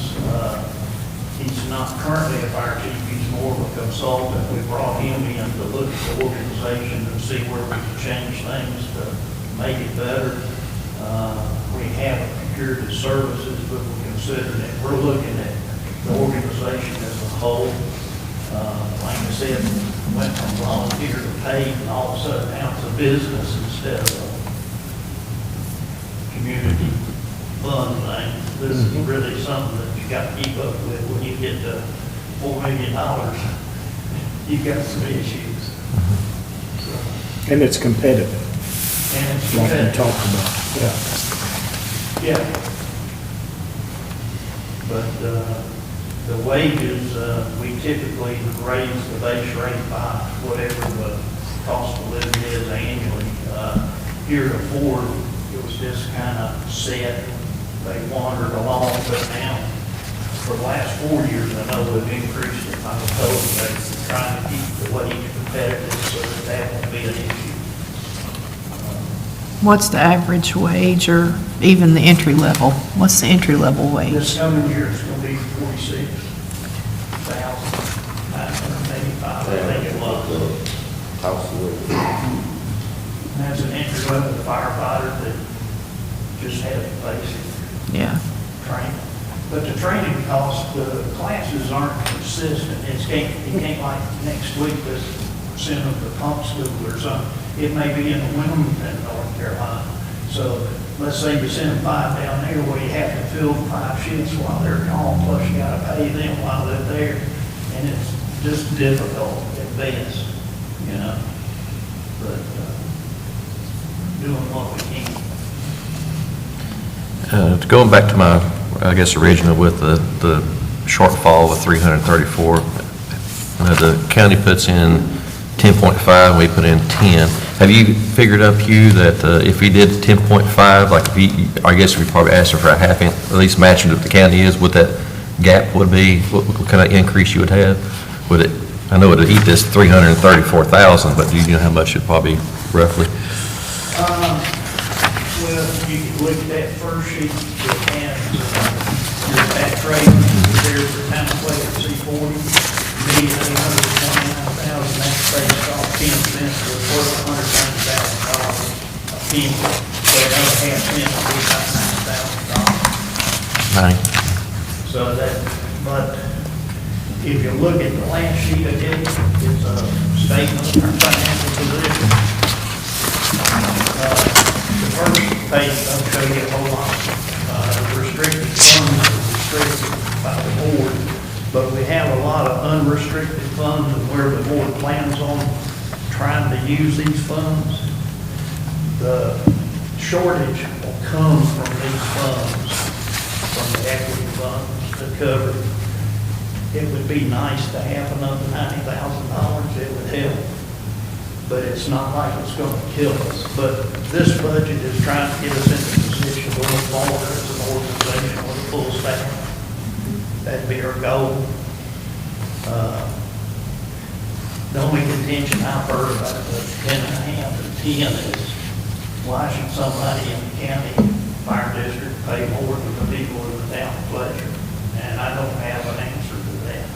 The service is the same in both locations. But it's always been an issue. The county set the tax rate, the county set, I don't know. I do like to say, I know Bob was here, this is a whole lot better. We do appreciate the actual numbers and budget and stuff. This is more of the budget that we request for, and it's thank you for presenting all this. This is a much better, so thank you. Just keep in mind, that's very, very preliminary, and it'll Correct. change 2 or 3 times between now, but we'll update you when we have a approved budget by the board, so that you'll know what it really is. Some of the things are pie in the sky right at the moment. Well, we appreciate you both. Do we have any other questions or comments? How long will it take them to go through the training program that you've got 3 candidates now? The academy is 10 weeks, 10 weeks? and then the EMT is 8. So it takes about half a year to get them to where we can even put them on the sheet. We can't work them until they have those certifications.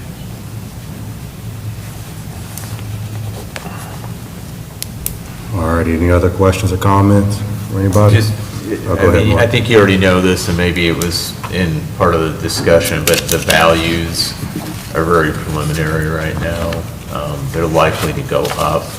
And when I talk to you about revenues, what we bill versus what we budgeted, or what we budgeted versus what was actually billed. The build was 80-some million higher, like 83 million higher in actual billing. So we realize more revenues, and if you start from that, and if we even hit that base, there'll be more to work with. So their numbers will reflect, as far as that projected, if you stay at 10 cents, what that is, so. Okay, I've just got one more question. sure. When you have a candidate that goes into training, do you do any type of vetting process to see what their skills and aptitudes are before you put them through the training? I mean, I know that you're desperate, as is everybody, for those firefighters. But I just wondered, what do you do to check on their capability before they go into training, so that you don't waste all that training time and then decide halfway through, oh, this isn't for me, kind of thing? Right. Well, we do an interview process, and we, the biggest thing when they go to the academy is they're in a physical fitness every day at the academy, and they're tested throughout the academy. So if they could flunk out of the academy, I guess is what I'm trying to say. So we kind of rely on the academy to say, okay, are they going to be physically fit to do this? Because they have to pass the physical fitness part of it. We actually send them down to Shelby to the academy in Cleveland County is where we send. We don't use the one at Blue Ridge Community College.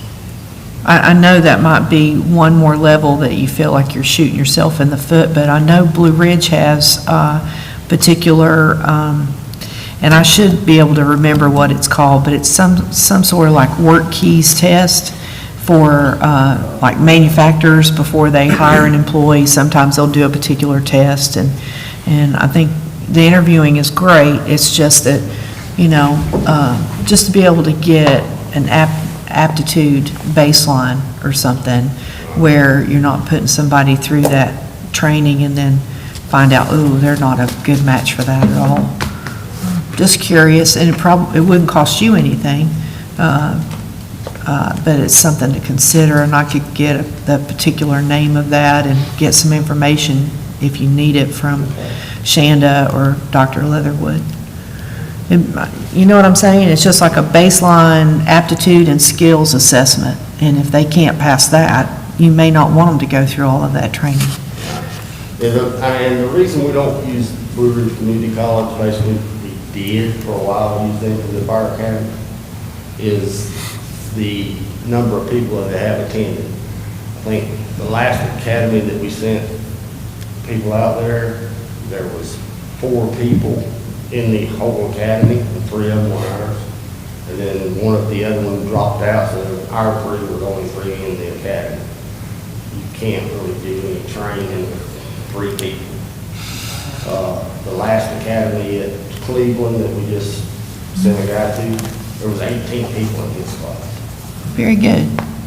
So That's it makes for a much better So that's- situation for I mean, training. Be able to send them out here, but we want to send them where they're going to get the better training and the better, Yeah, I'm just talking about the assessment, like just an assessment part where, yes, where they pass a particular level of aptitudes or skill sets, and then send them on to Cleveland or wherever for training. That's what I was referring to. It takes multiple years for the people to work up to the position of officer. And predominantly, the fire department runs CMS calls, it's true. But since I've been here, the ones I'm surprised with that have left, it's mental, it's not a physical thing. It's these calls that they gotta do and see this stuff, and it's like, mentally, it gets to some of them, and you just don't know when you hire Exactly. a 20-year-old what his mental stability is gonna be when he gets out there and faces some of this stuff. I think some of those assessments that I've seen before would maybe be beneficial, because then sometimes it'll send a red flag. I know you need people, but still, you definitely still want to get the right people, you know? Stand to see blood, you better find something. That's it. I know some of the fire academies, maybe what you're kind of hitting on too, like I know Buncombe County, probably Cleveland does the same thing, is as they're going through it, taking tests, once they hit that mark of failing 2 tests, they're gone. Okay. So they don't keep going through the thing, is they already basically have a stopgap saying you can't function or handle this. Good. You fail 2 tests, you're out of the program type of thing. So Sounds I'm good. sure that Cleveland probably has the same thing, so it probably Okay. helps with that stopgap. Thanks. All right, we have any other questions or comments? All right, we thank you both, and thank you. Thank you. For these numbers, very, very appreciative, very helpful. And one other thing, I know that you will, but if you have any issues from citizens about the fire protection or service we provide, please pass it on to us so we can look at it and see if there's anything we can do to modify our behavior or whatever. We're unaware of any real issues, but I'm sure there's some out there. So if the town gets anything, please send it to us so we can address it. We'll be sure to do that. We appreciate it. Thank you. Thank you. Thanks, guys. Thanks. Thank you. All right, moving on to planning and zoning. Okay, thank you for being here early as well. We'll put in a request for wood stove here. It's cold. Got my planning board in here tonight too, so. Request denied. You know, when it's windy, there's nothing that will heat you any better than a wood stove. All right, well, I'll start by saying generally, as most of y'all know, I have one of the most boring budgets among those. Come on, Eric, don't sell yourself short. Well, that's all right. This morning Heather was making fun of me because years past I've come in and, not had a whole lot to talk about, so I'll focus on like where I'm increasing a couple $100 here or decreasing a couple $100 there. So Heather was laughing at me about that this morning. But this year I'll say I don't even have any of that because for the most part, leaving everything as is. There are two of these line items that I want to focus on today, and of course, answer questions about anything you have questions about. But the first thing I'm going to talk about is just the easy one is the stormwater program for the year is the increase of $66.50 that you see proposed. Basically, that is just reflecting McGill's estimate for us. Year to year, this budget's kind of fluid. I'm just basically reflecting the estimate that McGill's got. We get McGill to help with a lot of the program components for our stormwater program. We also utilize Land to Sky Regional Council on some items. And then between that and myself and Jabo, we, kind of keep the foot on the gas with the stormwater program. So I can't explain all the technical bells and whistles for you today, but it's basically we get McGill's help on a lot of things like inspections out there. Just there's a lot of tedious bureaucratic elements of it, with the annual self-assessment that's due to the state, that we have to meet 6 minimum measures, and basically we're utilizing McGill for more and more of that. We're currently in year 3 of our 5-year permit cycle with the state. We would be due to be audited sometime in the calendar year 2025 if the state stays on schedule. As most of you know, a few years ago, and I kind of always precursor this by saying, as was the case with about 80% of the small local jurisdictions in North Carolina, Fletcher had a notice of violation issued by the state because we were, under the previous cycles, not up to par with our stormwater program. That was largely due to lack of oversight by the state. At the time, the EPA came down on the state, expected the state to wrangle all its local programs with the various jurisdictions. That's at the point in time when we enlisted McGill to help with this program. And so we're trying to use them more and more, and they're helping a few other jurisdictions. Land to Sky,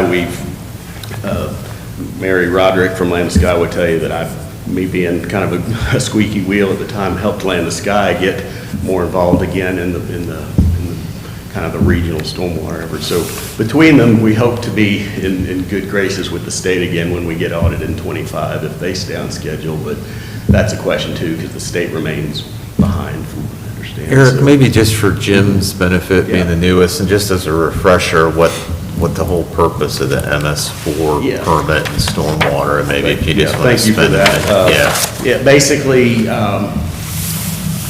most folks think of the stormwater regulations with regard to new development, and you think of the old school detention and whatnot. Years ago, under the EPA's Clean Water Act, a number of new regulations were put first on the bigger cities to mandate more stormwater regulations that address water quality as opposed to just water quantity. The Raleighs, the Charlottes, et cetera, were the phase 1 communities. Years later, Asheville was deemed a phase 2 community, and a lot of the little jurisdictions in the urban sphere of influence of Asheville were kind of grabbed into that program as well. So Fletcher, in around the year 2007, had to implement new stormwater criteria that addressed water quality in order to, rain falls on the pavement, the oils wash into the creeks and whatnot. And there's a lot more to it, but it basically is a program that addresses water quality. Essentially another unfunded mandate, that starts at the federal level that goes down to the state level, down to the municipalities.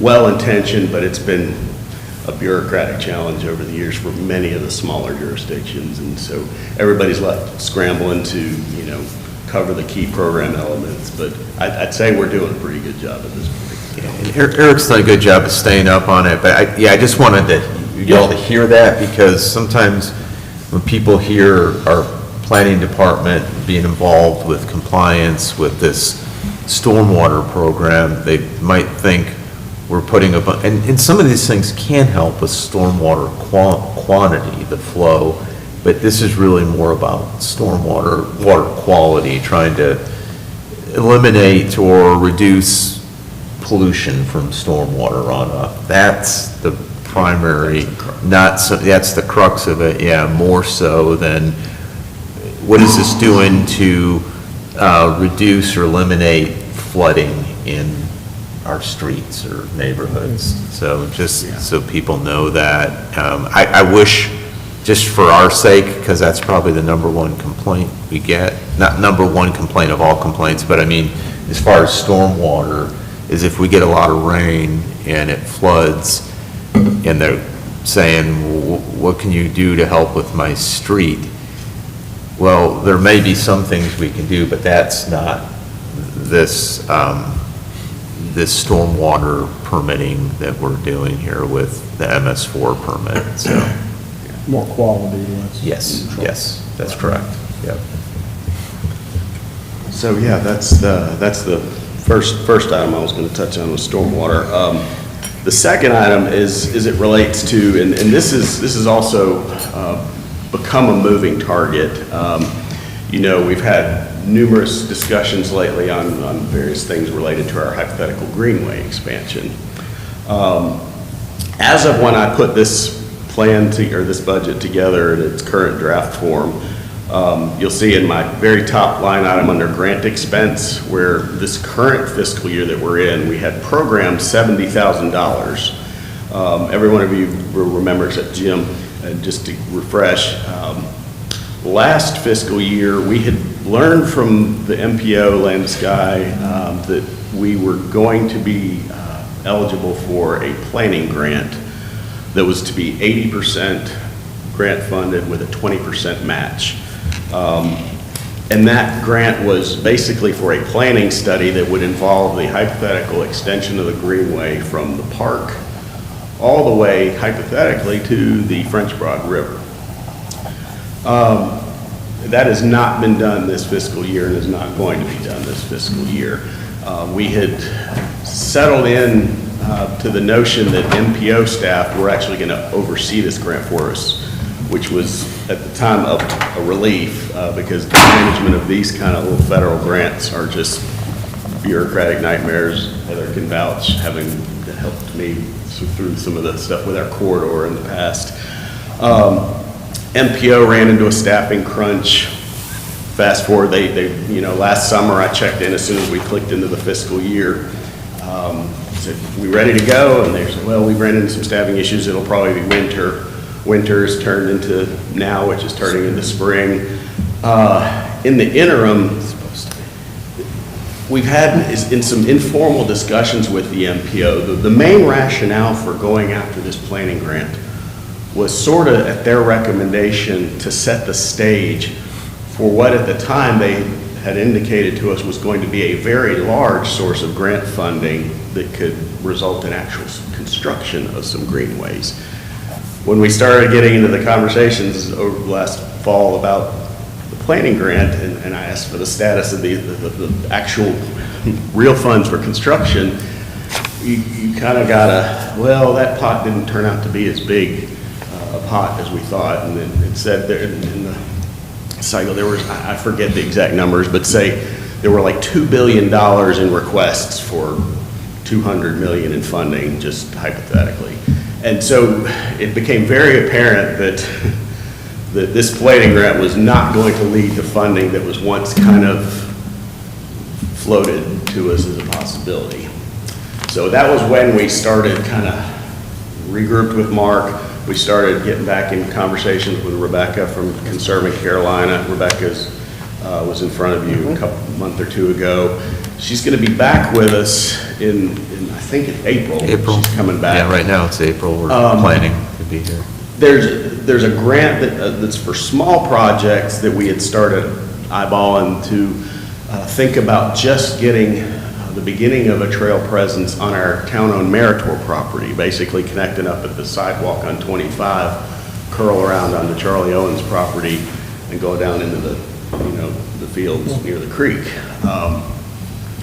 So that's what Rebecca started talking with us about that. she's found out some additional information to find out that the cap on that grant is actually smaller than when we had started talking to you, so it may not even be worth our time to pursue that one, because it would involve maybe $100,000 funding with a $100,000 match. And there's not a lot you're going to be able to do for $200,000. Not to mention that that particular grant was for non-paved trails only, which I think the desire for maintenance issues would be wanting them paved. So Rebecca has identified another possible grant, and that's what she's also going to be back talking about in April. A slightly larger pot of money for slightly bigger projects, maybe more in the category of what we're dealing with, what we're looking for just as far as getting the presence on our Meritor spot. That, she indicates, is going to be a much more competitive fund. So again, a big question mark. So all this is precursor to say we're still wrestling over whether to take advantage of this planning grant. McGill at the time had estimated that the study would cost about $70,000, hence the budget, of which 80% would be grant funded, and we'd put up $14,000 with, and then so we'd get reimbursed the bulk of that $70,000. So a question remains is, do we want to give that up or keep it going into the next fiscal year? Because hypothetically, let's just say Rebecca applies for this grant in the fall that she's coming to talk to us about our piece. We could theoretically do a planning study that would then involve backing up that trail under 25 in the railroad, which is going to be a tedious engineering undertaking, back to the Fernleaf property, and then on forward under the I-26 and over on towards the French Broad River, which is going to have numerous obstacles, anything from I-26, DOT left room for a trail on the northern side. Our trail would obviously be on the southern side, so then you'd be talking about a bridge back over the creek, which will start ramping up costs. Whether or not we want to do this planning grant, I'm of the theory that we might want to just spend that amount of money out of the town's pocket on a more technical study with McGill at some point down the road, and ask the question, is it worth the extreme bureaucratic oversight of the MPO and the grant program to study something that we've been talking about for 2 decades? It's like there's any number. We've had, Equinox has looked at greenway feasibility. We did our bike ped plan. We could get a lot more done with McGill, just really rolling up their sleeves. They've studied this so much. If we get that planning grant, we're not going to get to choose the consultant that MPO is. So McGill's put all this time in. They might not even be the ones putting the plan together, So there's questions, and it's like, I think we need to probably just be chatting with Rebecca and figure out whether we're going to go after this grant in April, and then, kind of conclude this notion at the budget retreat as to whether or not we want to leave that in for the planning grant or budget it for the purpose of having McGill just do some extra technical review and study of the future connections. The funding sources are bleak. I think we need, if we're ever going to get anything on Meritor, we need to get some trail on the Meritor site. Because things like the enhancement program, or now STP, whatever, Tristan says is programmed out through at least 2029. All the spot projects that we keep hearing about, Jim's just getting introduced to the MPO. And my last TCC meeting, they said something about the latest round of spot money is coming in at like minus $75 million because of the backlog of cost overruns, and that's for road projects or bike ped projects. So basically, they're going to prioritize a bunch of projects under Spot 7, but it's going to be a list that won't get funded anytime soon. And anything in funding for spot projects isn't going to happen until the last half of the 2030s anyway. So, not trying to sound overly bleak, but if we're going to get anything accomplished with Greenway, it's going to be, and Sheila mentioned this morning about you having to roll your sleeves up and do things yourself this morning, like our late mayor, Bill Moore, used to say. We're going to have to put some equity into it And the focus, I Sometimes it's think, lived in needs our to be way. is to get onto to the town's Meritor property. And how we get there, I'm not quite sure yet. We're gonna have more conversations with the Land Conservancy. Because quite frankly, we've had more success with them in getting what trails we do have now. You know, aside from one specific DOT project a few years back. So that's really where I'm at with it. So we can see what Rebecca has to say on this grant possibility in April, and then When we get to CIP later, I've got, and we had it as a potential project in the capital improvement plan to put monies towards the Greenway development. So, and it's just a thing, do we want to fund it from year to year, you know, appropriate money in the annual budget in the CIP for it or not? And you'll see, I've got it in the packet there, the other projects that are programmed in the 5-year CIP.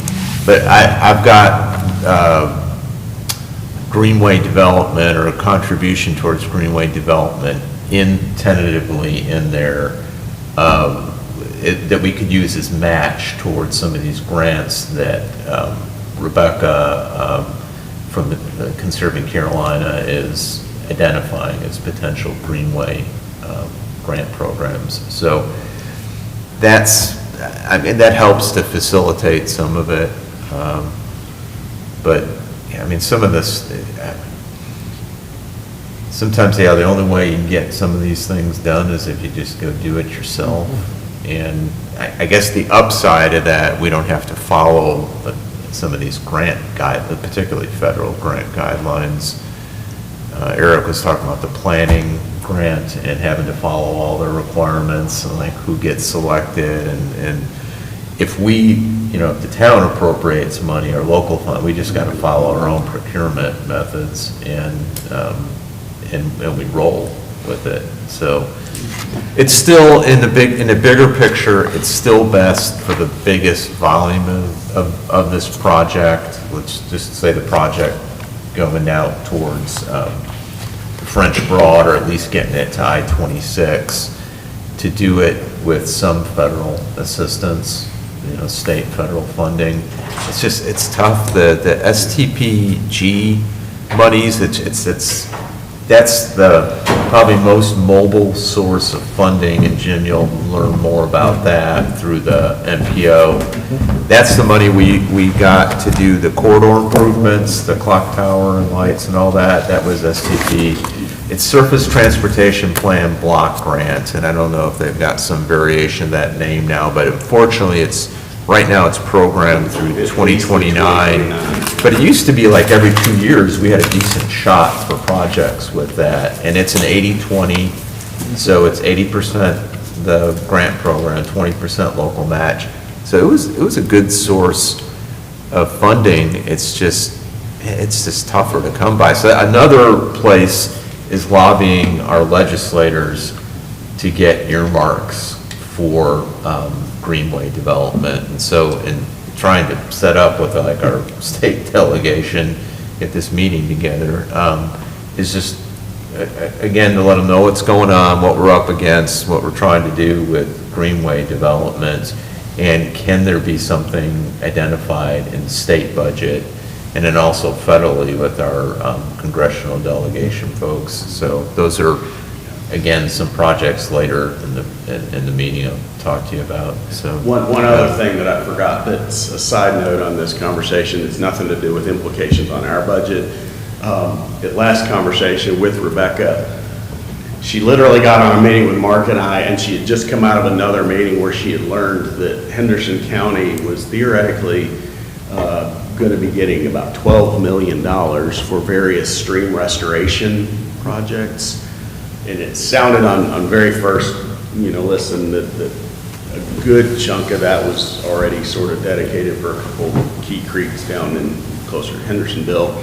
Rebecca said, though, that they were going to be trying hard to get some of that for Cane Creek. Land Conservancy's already working with Broadmoor and the airport on what's going to be a little stream restoration on the Broadmoor property. She's hoping to fold in, get hands-on some of that money that could then focus on Cane Creek all the way back up to some of our problem spots with the park section of Cane Creek. All that to be said is that we don't necessarily need to rush into any kind of small greenway on our lane. Any grant we get, we're gonna need to bake in like a nice decent time because, some of that money coming in for stream restoration could lead to a several year-long process. Now, you can theoretically program in a trail far enough away from the creek to be out of the way of any stream restoration, but, the planning's gotta be all synced up. So hopefully Rebecca's gonna be learning more about that. I'm kind of taking any mention of new pots of funding with a grain of salt because somebody seems to dangle something in front of you. Like we went for that planning grant based on the fact that there was all this huge pot of money coming out of the infrastructure bill that then got, gobbled up immediately, and, not likely to see any of that. So any promise of big pots of funding, take with a grain of salt. It gets administered through the Soil and Water Conservation Office with the county. So, we're hoping, we're hearing there's a decent shot. They're gonna apply some of that money towards Cane Creek, which really, that would be helpful because we keep, with our trail running so close to Cane Creek in the park, these stream bank issues, trying to fix them, stabilize them. So whatever we can do to keep that in front of the county to make sure that gets programmed would be really helpful, so. So that's my big picture stuff for the coming year, unless you want to hear about my few $100 postage budget. We have any other questions or comments?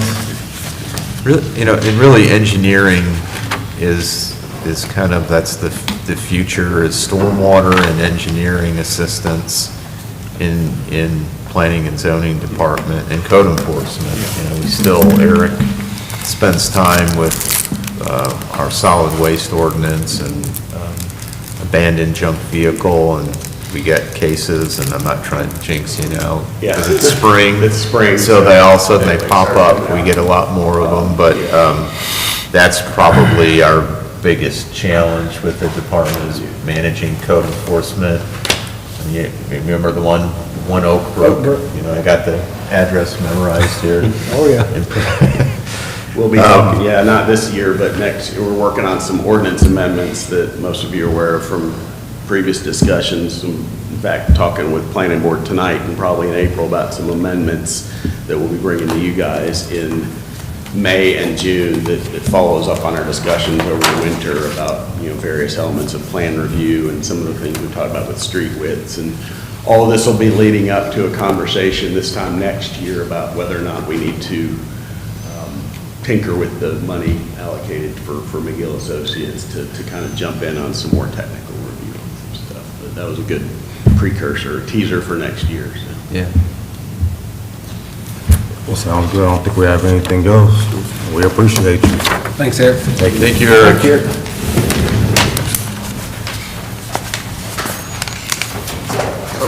Yeah, moving on to admin. I know you've been here all day, but thank you for being early too. Yeah, I feel like I need to. Just put it in my socks. We'll keep moving with the admin budget as well as the professional services budget and the town facilities budget. So the administration budget is mostly, I'll call it human capital. It is Mark, myself, Christine, and Susan. So most of it is our wages and salaries and associated benefits. There are two slight increases that I'm requesting this year. One is in our dues and subscriptions, and that's going up $400. And that is for our LexisNexis monthly things that we use to find taxpayers, especially delinquent taxpayers. And the fees just went up on the monthly subscription that we pay for that. And the other slight increase is just $200 in our motor vehicle expense, and that is what gets charged for the state to collect our motor vehicle taxes. So it's basically the credit card fees that they then charge us for. And basically, we're kind of around that $13,800 a year, so I just slightly increased just based off our history. So I know this is not a very fun budget, but does anybody have any questions about admin? I don't think so. All right, I'll flip over just a few more pages. We'll go to our professional services budget, and this has lots of our just like such a contracted things that we do throughout the year. So we typically keep, just so you know, a Greenway Stream Bank amount in there, and we just kept it the same. Typically, every year, we have some type of flooding incident at the park that we like just have funds, maybe if we need to do like a quick fix. So we're just maintaining that. The next one is our public account, and it went up $525. So in February, you approved the audit contract for this current fiscal year, which takes place next fiscal year. So that is the cost of the audit contract. Legal, I just kept it in the same amount, $7,500, and that is for Joe Fregus. Again, typically don't know how much we're going to use him throughout a year. Kind of fluctuates. Like last spring, we were using him a lot with Oak Brook, and this fall, so it varies. The professional services contract, this is requesting a slight decrease, it's $8,000 decrease, and that is due to the pay study. The current pay study was budgeted in that line item. But this pretty much covers a bunch of our OPEB actuarial evaluations, our law enforcement separation allowance evaluations, McGill services that Mark uses. So it has a lot of our professional services. Fletcher Town Center, I just left it at the current amount that we had budgeted at $25,000. I believe Mark, will be coming to talk to you in April about retail strategy, so that might be something that gets adjusted depending on how council. And we may, excuse me, Heather, so there's something I'll talk to you later about, and I've given you a little precursor to it. Eric and I have met with McGill Associates to basically have them, and we haven't got a quote from it, we're working on a quote to kind of analyze more specifically, development capabilities of the rest of our property here, and it can include the Highway 25 piece, but there'll be an expense for that. It's to help, in advance of a developer looking at doing a residential piece and commercial piece, what might be required permitting-wise with stormwater, with Army Corps. Do we add dirt and fill some of that in? Just some more specific questions that can be addressed, a little bit more of the analysis on the front end, so maybe we can facilitate a developer partner faster out there. So we've got several elements Eric and I have posed to them. Before we do anything with it, we would get a proposal back and talk to y'all about, does this have enough value? So that may impact that line item when I present the recommended budget to you in May. Okay. And then the next line is the economic development, which is our annual contribution to the Partnership for Economic Development, and they're requesting $25,000 again this year. The partnership is also requesting a $25,000 contribution to the Economic Investment Fund. So those are the same amounts as we currently have budgeted this current year. And then the remaining amount is for our economic incentives to low impact technology, Canvas prints, and the new one, Tagios. Yeah, Tagios, yep. So that's why the increase is going into year 2 on some of these incentives, as well as adding Tagios. So that was an increase of $28,445. So I think currently, low impact technologies, this may be the second year we may or may not have to do things with them. So then they may be able to roll off our agreement because they haven't met the requirements. We're currently in discussions with Canvas Prints because they're in their first year now, so we're working through that, and then Tagios will be added next year. A lot of times they don't, they may on all three of the ones and qualify, but they don't meet the targets within the contract, the notification, and they don't ultimately get the incentive payment, is where I'm going with this. But they're still here, they've come here, they've expanded, they've created some new jobs, they've added capital investment. If it's an existing industry, they're, a little more further entrenched and hopefully doing well, so that's helped. But we budget for the incentives if we've done a contract with them, in the event that they qualify, we have to draw that money down, so. And the next one is Apple Country Transit, and Henderson County is the one who handles the Apple Country Transit program, and they are requesting an $8,328 increase over the current amount to $21,470. And I'll be happy to provide how they calculate the match, and I will print that or email that to you. I got that from Jana with the county. Okay, They yes. basically take the total like numbers and stops and come up with some type of match. So it had been in the $13,000 range for many, many years, so it went up a lot. And I'm sure it's due to inflation and cost of doing business, it's all fuel and everything. Do we know if they added any stops in Fletcher though? I don't think so, I think I it's don't the think same so number either. Yeah. as last year. And they've done a transit study, and they're in the midst of, I guess, finalizing that, or having the preliminary and final recommendations.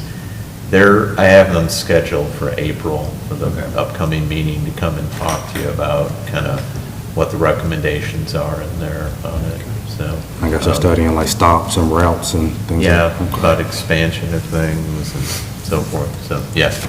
Thank you. Now, did we do the 13,000 last year? Yes, we did. Yeah, because I remember I was thinking that we didn't pay the full amount for some We reason. budgeted the whole amount last year. You did? I think the year Okay. before that, we didn't. I know there's a big discussion back and forth I on think that was the first time. I think y'all last year's the first year we Okay. paid fully. Yes, I Full think in match past years request. we did maybe half or so, Half, yeah. maybe 7,000, something like that. All right, the next one is the elections consultants, and you see that's a deduction of $5,500. So even though we are having elections in November, because they switched our cycle and now we're with all the other elections, they're no longer charging us to hold an election. So when I talked to Summer, she said we can't really separate us versus school board versus, national, state, so it's really, that was a big one. Does anybody have any questions about professional services? All right, so flip over a few more pages. And this is town facilities. I call it kind of a catch-all department. So I'm kind of talk about, we have one increase, just one increase. And that is utilities, which is basically town hall, all of our buildings. So that includes gas for boiler, water, electricity. And most of the increase of $4,000 is due to the Duke rates that went into effect January 2024. So, and then looks like advertisements. I did decrease it $1,200, and we've been starting to use the Hendersonville Lightning for some of our tax advertisement that we're just getting ready to send out, which has decreased the cost versus using Blue Ridge now for many years. And job ads, sometimes I pay for job ads, sometimes a lot of the stuff we're doing now is via social media, which doesn't cost us much. So again, so I just decreased that based off kind of what we've been using. And then if you'll go down, contract services, just based off kind of what we have been spending, I just decreased it $300. And contract services is our like our Connect Call system, that's around $5,000. Ordinance codifications, every time we codify an ordinance or change an ordinance, it has to be codified, and there's a fee to that. I think we got a whole bunch coming here soon. So there's just fees in here that we pay out to contract services. And then mainstream repair of equipment, I decreased that $1,000, just kind of based off history. And this is just in case we have any equipment that needs to be fixed. There's not a lot that we do. But basically, if I need it for website stuff, because I can do a lot of stuff on the website, but sometimes it gets past my technical knowledge. That's what I'll usually have to reach out to somebody if I need assistance. So, which isn't all the time, but occasionally. So that's town facilities. Does anyone have any questions? I don't think so. Thank you, Heather. Oh, okay, that's it. Thank you. Yeah. Thanks. All righty, moving on to governing body, Christine.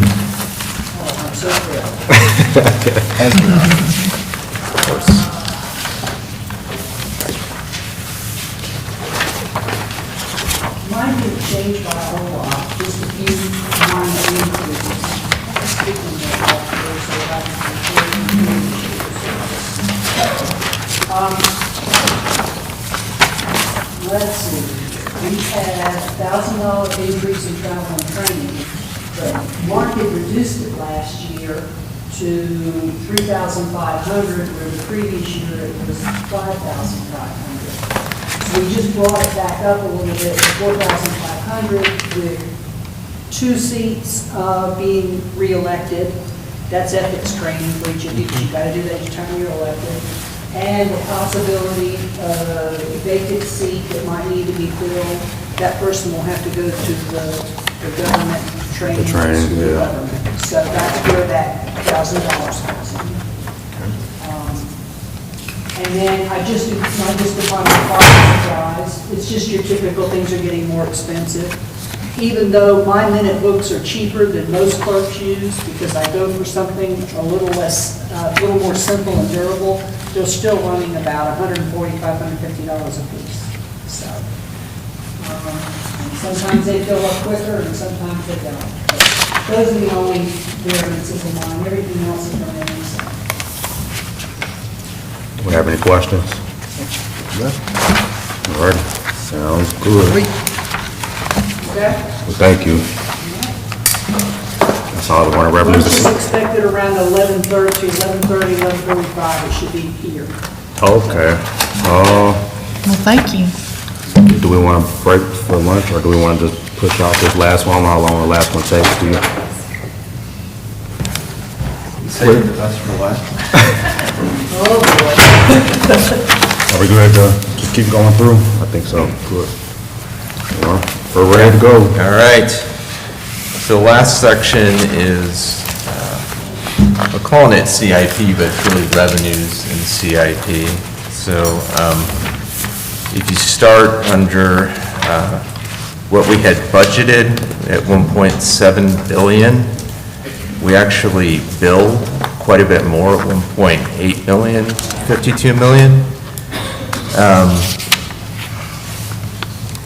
Our projected values actually fall a little bit under this to a negative 0.79%, so almost a drop of about 1% in that, which is a little bit of a misnomer here on this, because billing quite a bit more.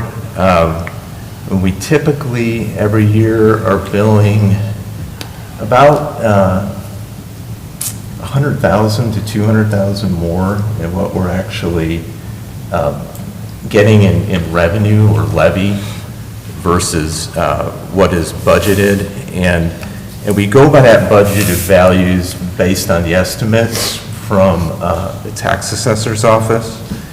And then what gets billed is typically quite a bit higher in there. And then jumping down to actual build, it typically on that percentage increase, and it's been year to year that we've been going up or billing quite a bit more than what is budgeted. And last year, the biggest thing we dealt with was, of course, reval. And with reval happening, we had about a 45% increase in values. And, with that, we lowered the rate, which was big. We didn't go down to revenue neutral, but we did get quite close to it, dropping from 34 cents down to 28 cents on our reduction in the rate.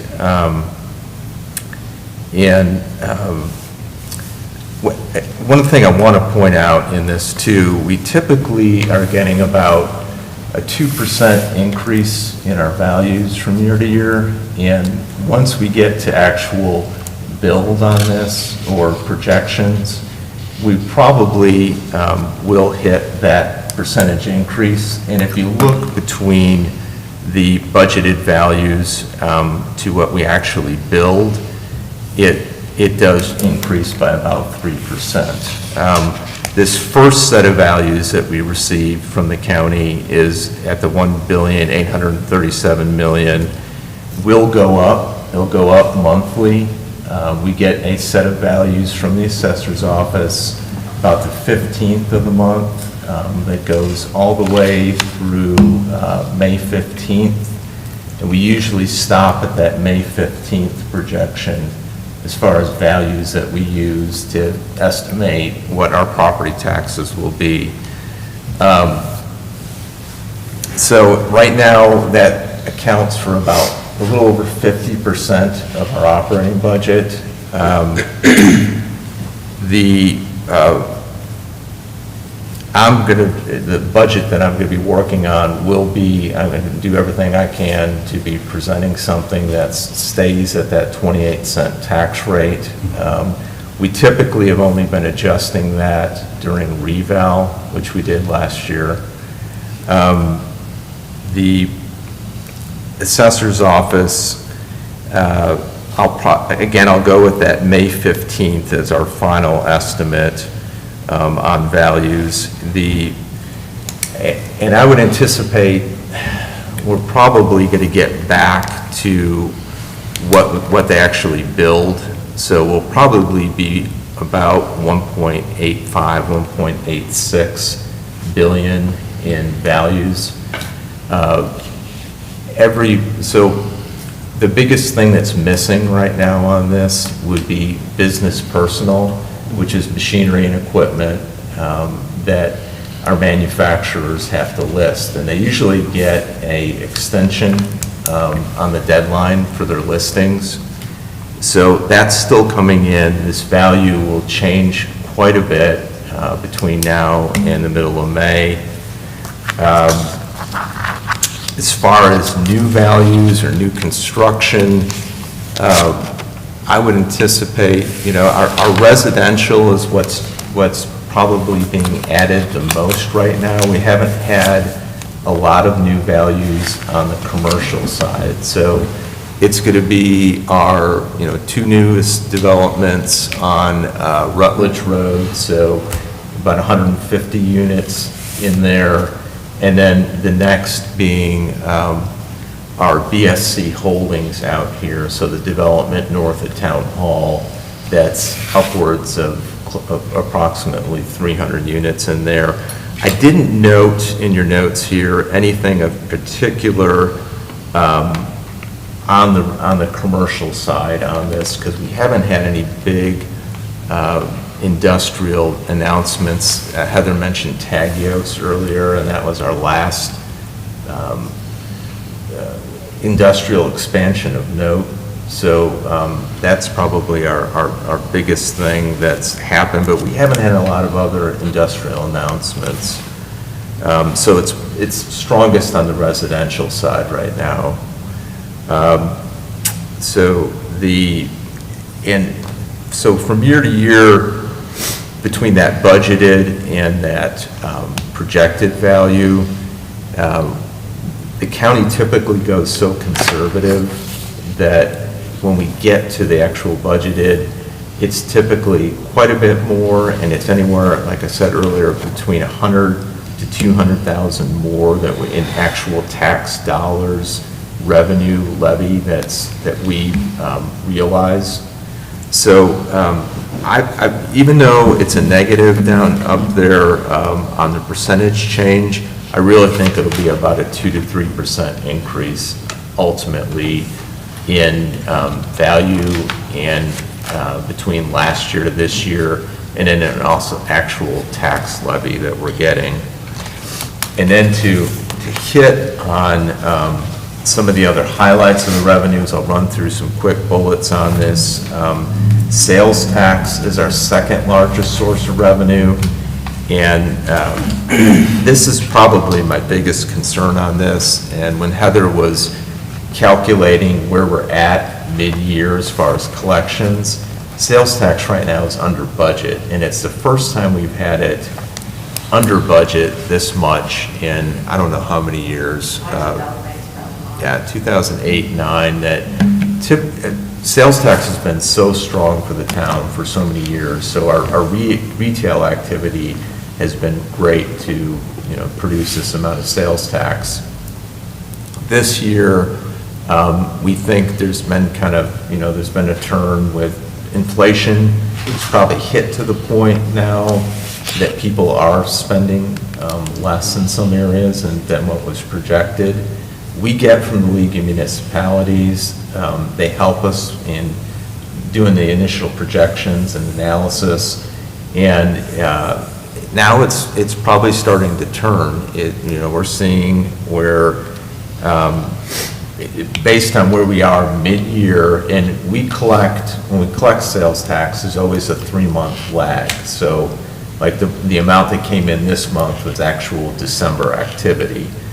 And normally our December activity is so high because of the holiday season, Christmas, that it's usually above that average monthly collection, and this time it was down. And so this is probably our biggest area of concern. Our 2.5 million is what we budgeted this year, a little over 2.57 million in sales tax, and we're probably going to be maybe anywhere in the 4 to 8% lower than what we projected. So this is one we're going to have to keep a real close eye on between now and the end of the year. And then also, as I put the recommended budget together, what is that really looking like realistically? So we've got some space on the property tax side, on the ad valorem, but this is one to really be watching. So I think they're just spending less right now, and that's hitting. Construction is still fairly decent, and that helps sales tax figures, but, we've got some things hitting here that are slowing that down. The next highest, and stop me if you have any questions on any of these, the next highest source of revenue for us, or our third highest, is utility sales tax. And we have budgeted $741,000 on that. Right now it appears, and we've got 2 collections that we'll have 2 more for this. So it is, and we are at a mid-year point, and it's $24,000 above projections right now. So I would anticipate by the end of the year that we may be up about 6.48%. It's highly impacted by weather.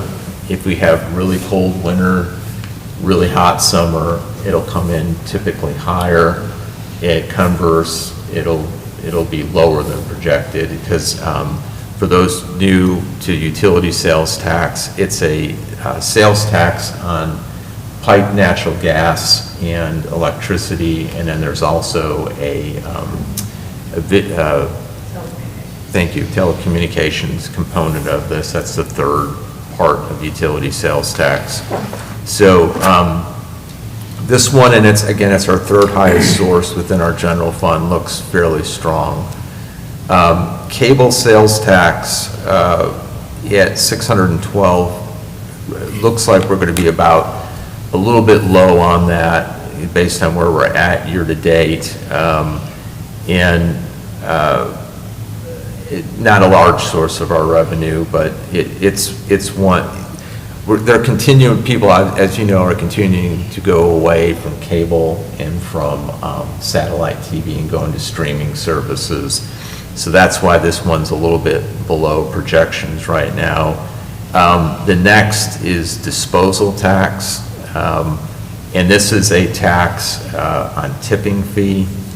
So the amount that's going to municipal solid waste, what's going in the landfill, it's a little bit higher right now than projected, not much, about $6 at this point. ABC distribution, so what we're getting from our ABC store is right now above projections, so that's looking solid, and what we're hearing from sales there is that they're doing well.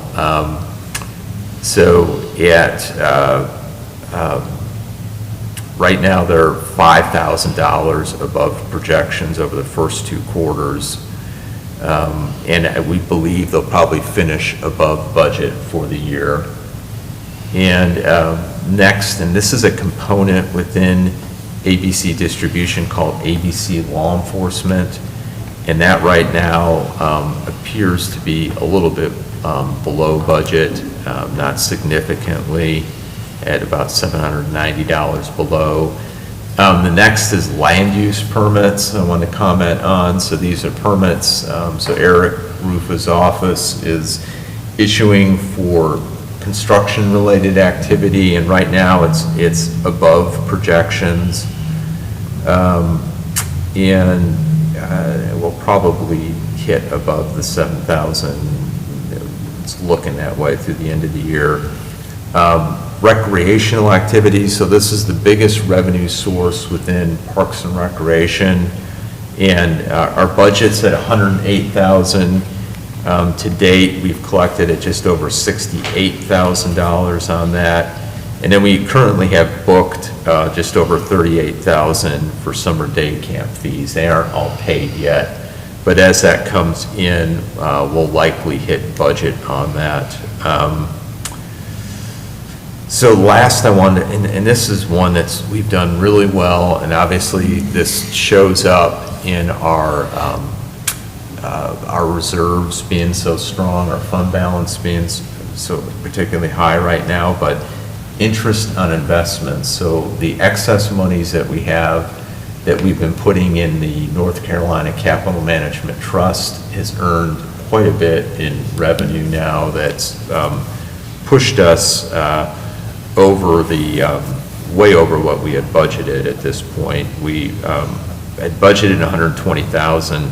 We've collected year-to-date $288,000 in revenue that's come in that line item, and we may end up the year at $429,000. So, as we spend down our reserves, and when you will for projects, you just heard from Heather at the last meeting with our fund balance policy being over that 65% range.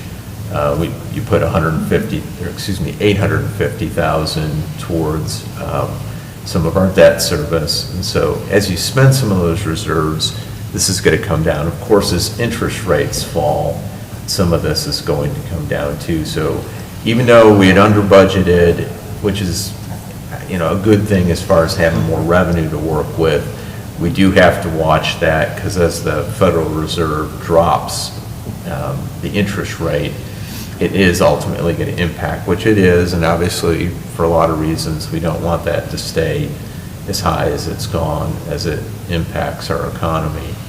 So it's kind of a double-edged sword. It's helped us a lot with the additional revenue.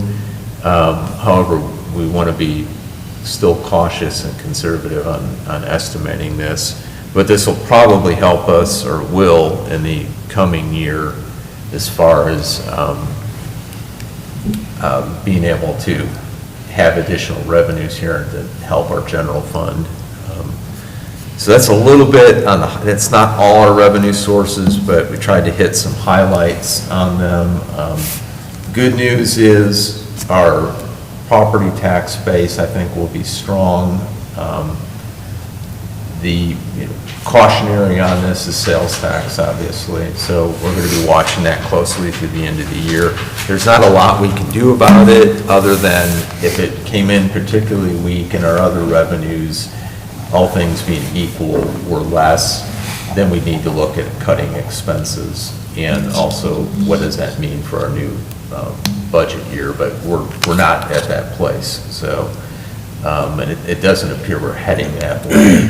We will get the League of Municipalities. I mentioned they help with information to do some of those calculations, sales tax, and some of our other state shared revenues.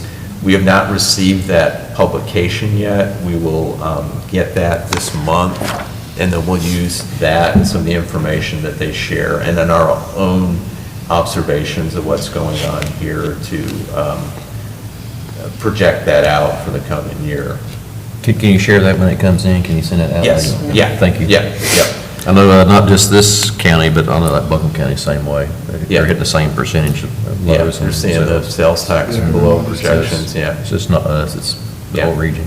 Yeah, yeah, so we get that, and we use the information, and they'll give specific percentage projections on sales tax, on utility sales tax, the not recreational fees, but our disposal tax, beer and wine, all those, they give percentage projections of what they think the growth will be into the next year, or if it's decreasing in that projection. So that's a little bit about revenues. I have to remember to, I'll share that with you all when that comes out, but that's a document we use. And then let's get just some budget issues coming into the next year before I talk about CIP. Development of the Fletcher Town Center. We talked a little bit earlier about retail strategies, so it would be, if y'all decide to approve that, I think that could be helpful as a marketing plan for what we think would be a strategy for retail opportunities, and who we can take that to is to find partners.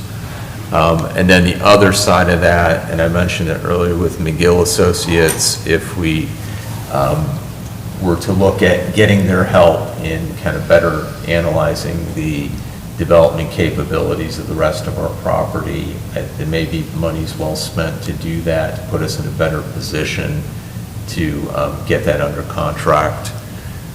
Capital projects to consider with the fund balance designation. So what that's about is just pointing out again that you've got resources here. Last year, the ARPA monies, decided to spend that on salary and benefits, which in turn freed up the $2.6 million award that that we moved to a fund balance designation for capital projects.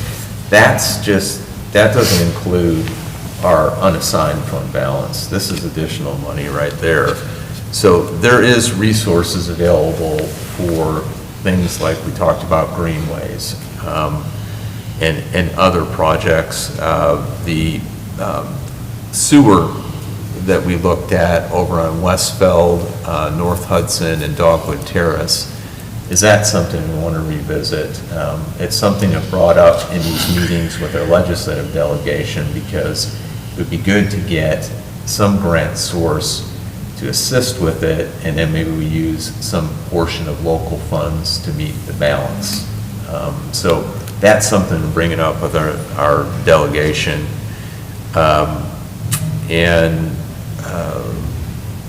Those are just some examples under those areas of capital projects.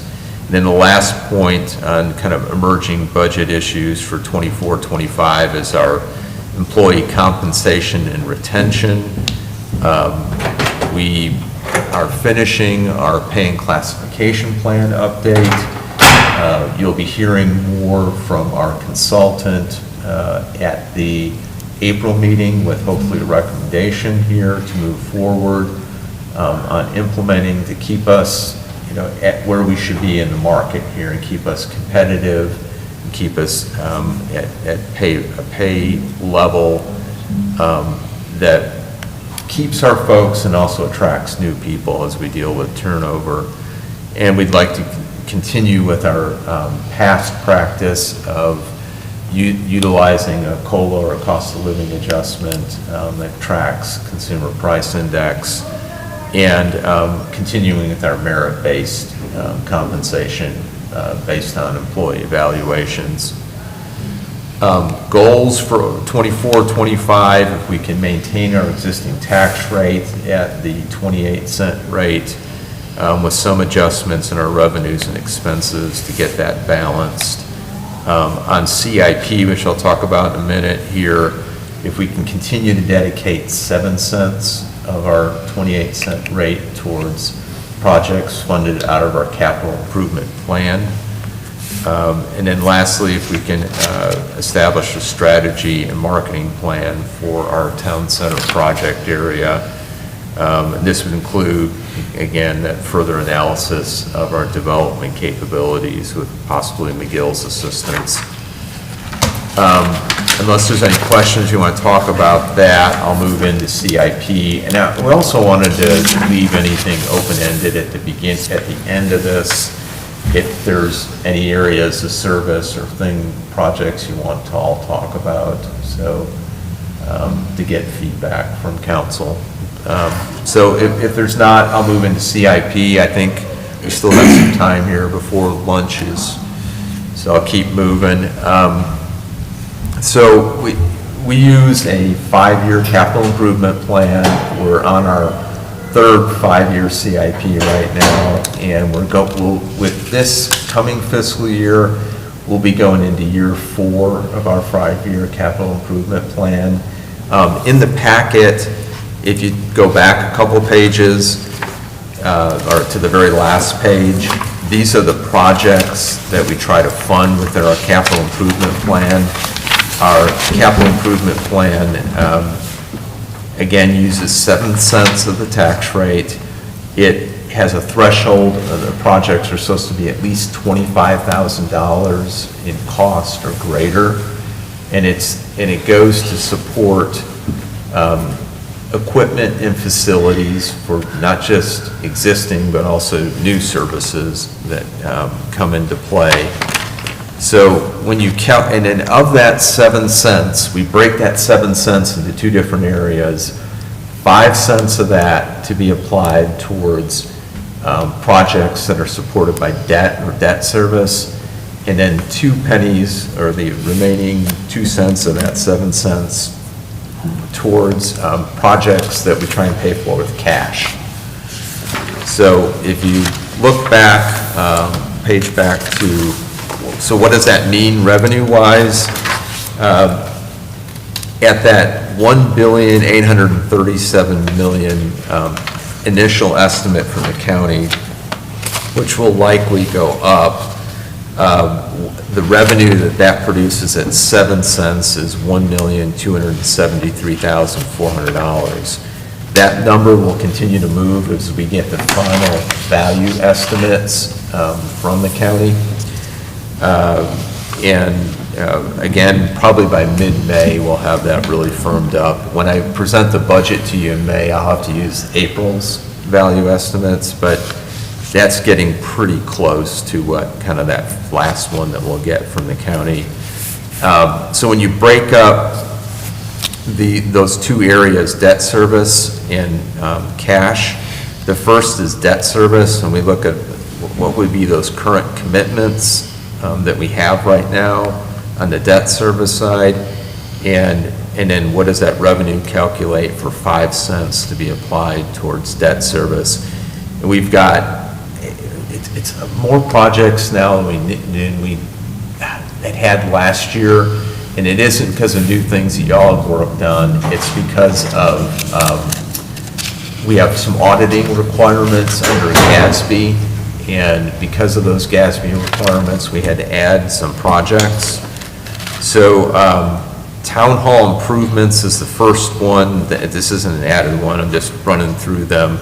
That includes the debt service on town hall, the land we acquired north of town hall, and then the reconstruction of Old King Creek Road. That goes back to that project at just over $326,000. And then our town center property is the next one. So that's the loan on the property we bought on Highway 25.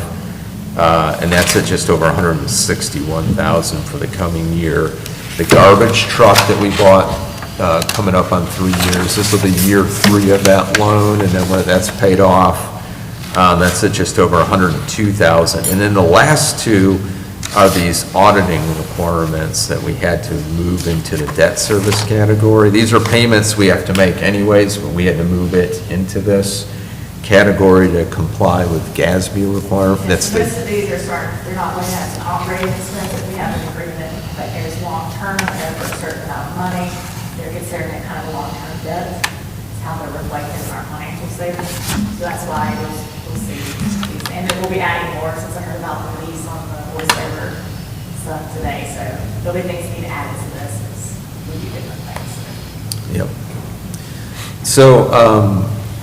So with that, with all those, with the copier lease and the subscription payments, that's IT-related subscription payments, if you total that up, that's at just over 16 $617,211. Our debt service budgeted, so that 909,000, that's what 5 cents on the levy produces. And then if you subtract our debt service commitment, so what are all the projects we have that we have to pay for this year, that debt service available, so that's money available for anything new that we want to finance or move to the cash side to fund projects on the cash side, right now is projected at just over $292,000. So that's all our debt service projects, and that's how much revenue, if we continue to attach 5 cents towards that.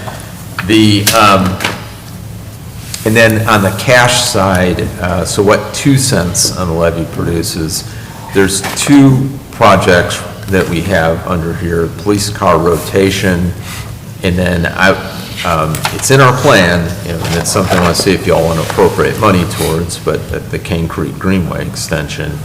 Now, there would be a project that would be on the cash side here this year that Jabo talked to me about extending out. So one of the things in here was to replace the SUV that he drives.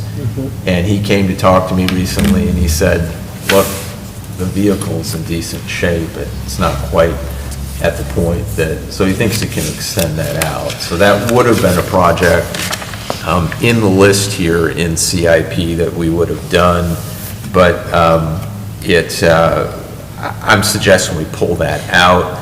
He thinks maybe another couple years, so that would probably put it in year 1 of our next 5-year CIP. So really the only 2 projects would be police car rotation, and that amount, 152, will actually go up per the chief's comments from earlier today with outfitting the vehicles, and that cost going up, probably go up to 155. So those are our 2 in there. One other thing I might want to talk to you all about, and when we get closer to the recommended budget, maybe with the excess revenue, we could move up a project for next year that's in the 5-year CIP, the automated brush truck. And we wouldn't be getting rid of the other one or auctioning the one we have, but it would supplement the one that we do have, where if we have, particularly when we have we always have lots of brush pickups, but if it's particularly high, they can run 2 trucks and get that done faster with our brush pickup. But right now, it's slated for not this coming fiscal year, but the next one, so the last one of the 5-year CIP, to purchase another brush truck with a grappler. So maybe with the additional revenue, we could move that potentially as a cash-funded project here. But with the 2, the police car rotation at $155,000 and the Cane Creek Greenway extension, that's going to push us up to $255,000. The amount that 2 cents produces on the levy is $363,829.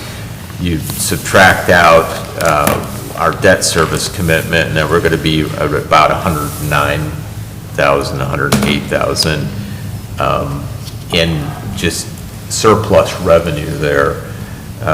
So that's a quick snapshot of what we're looking at for projects for the new fiscal year under CIP, and I don't know if there's any questions on it, but as we get closer to the recommended budget in May, I may be putting or suggesting you all consider that brush truck in there, moving that up with the additional revenues. Yes, and yeah, and I'll get, right, that's correct. Good point. So yeah, I've already talked to Jabo about getting an updated cost estimate on the brush truck. So, and that's all I have on CIP. Any questions on that, comments? Food's up there, I just need to do a little bit more setting up, about 5-6 minutes. Okay. Take a little break, go for a bathroom break. Well, I think we're at the end of. We're done. Yeah, we're I mean, done. unless, and I didn't want to rush you all, if you wanted to discuss anything else. Yeah, do we have any other business or thoughts from anybody? And you're welcome to contact us at any point if you want to call, email, stop by. I mean, you just wouldn't have it, obviously, the benefit of the whole group. And then we got the April meeting coming up too, if we got some other things you thought about And that's on the, that don't hit you today. that's on the first and the... First and the 8th. Eighth, yeah. Yes. Okay, good. That's correct. All right, well, if there's no more business from council, is there a motion to adjourn? I'll make the motion. Is there a motion to adjourn, is there a second? Second. Okay, we have a motion and a second to adjourn, any discussion? Seeing none, all those in favor of adjourning, say aye. Aye. Those opposed, we are adjourned.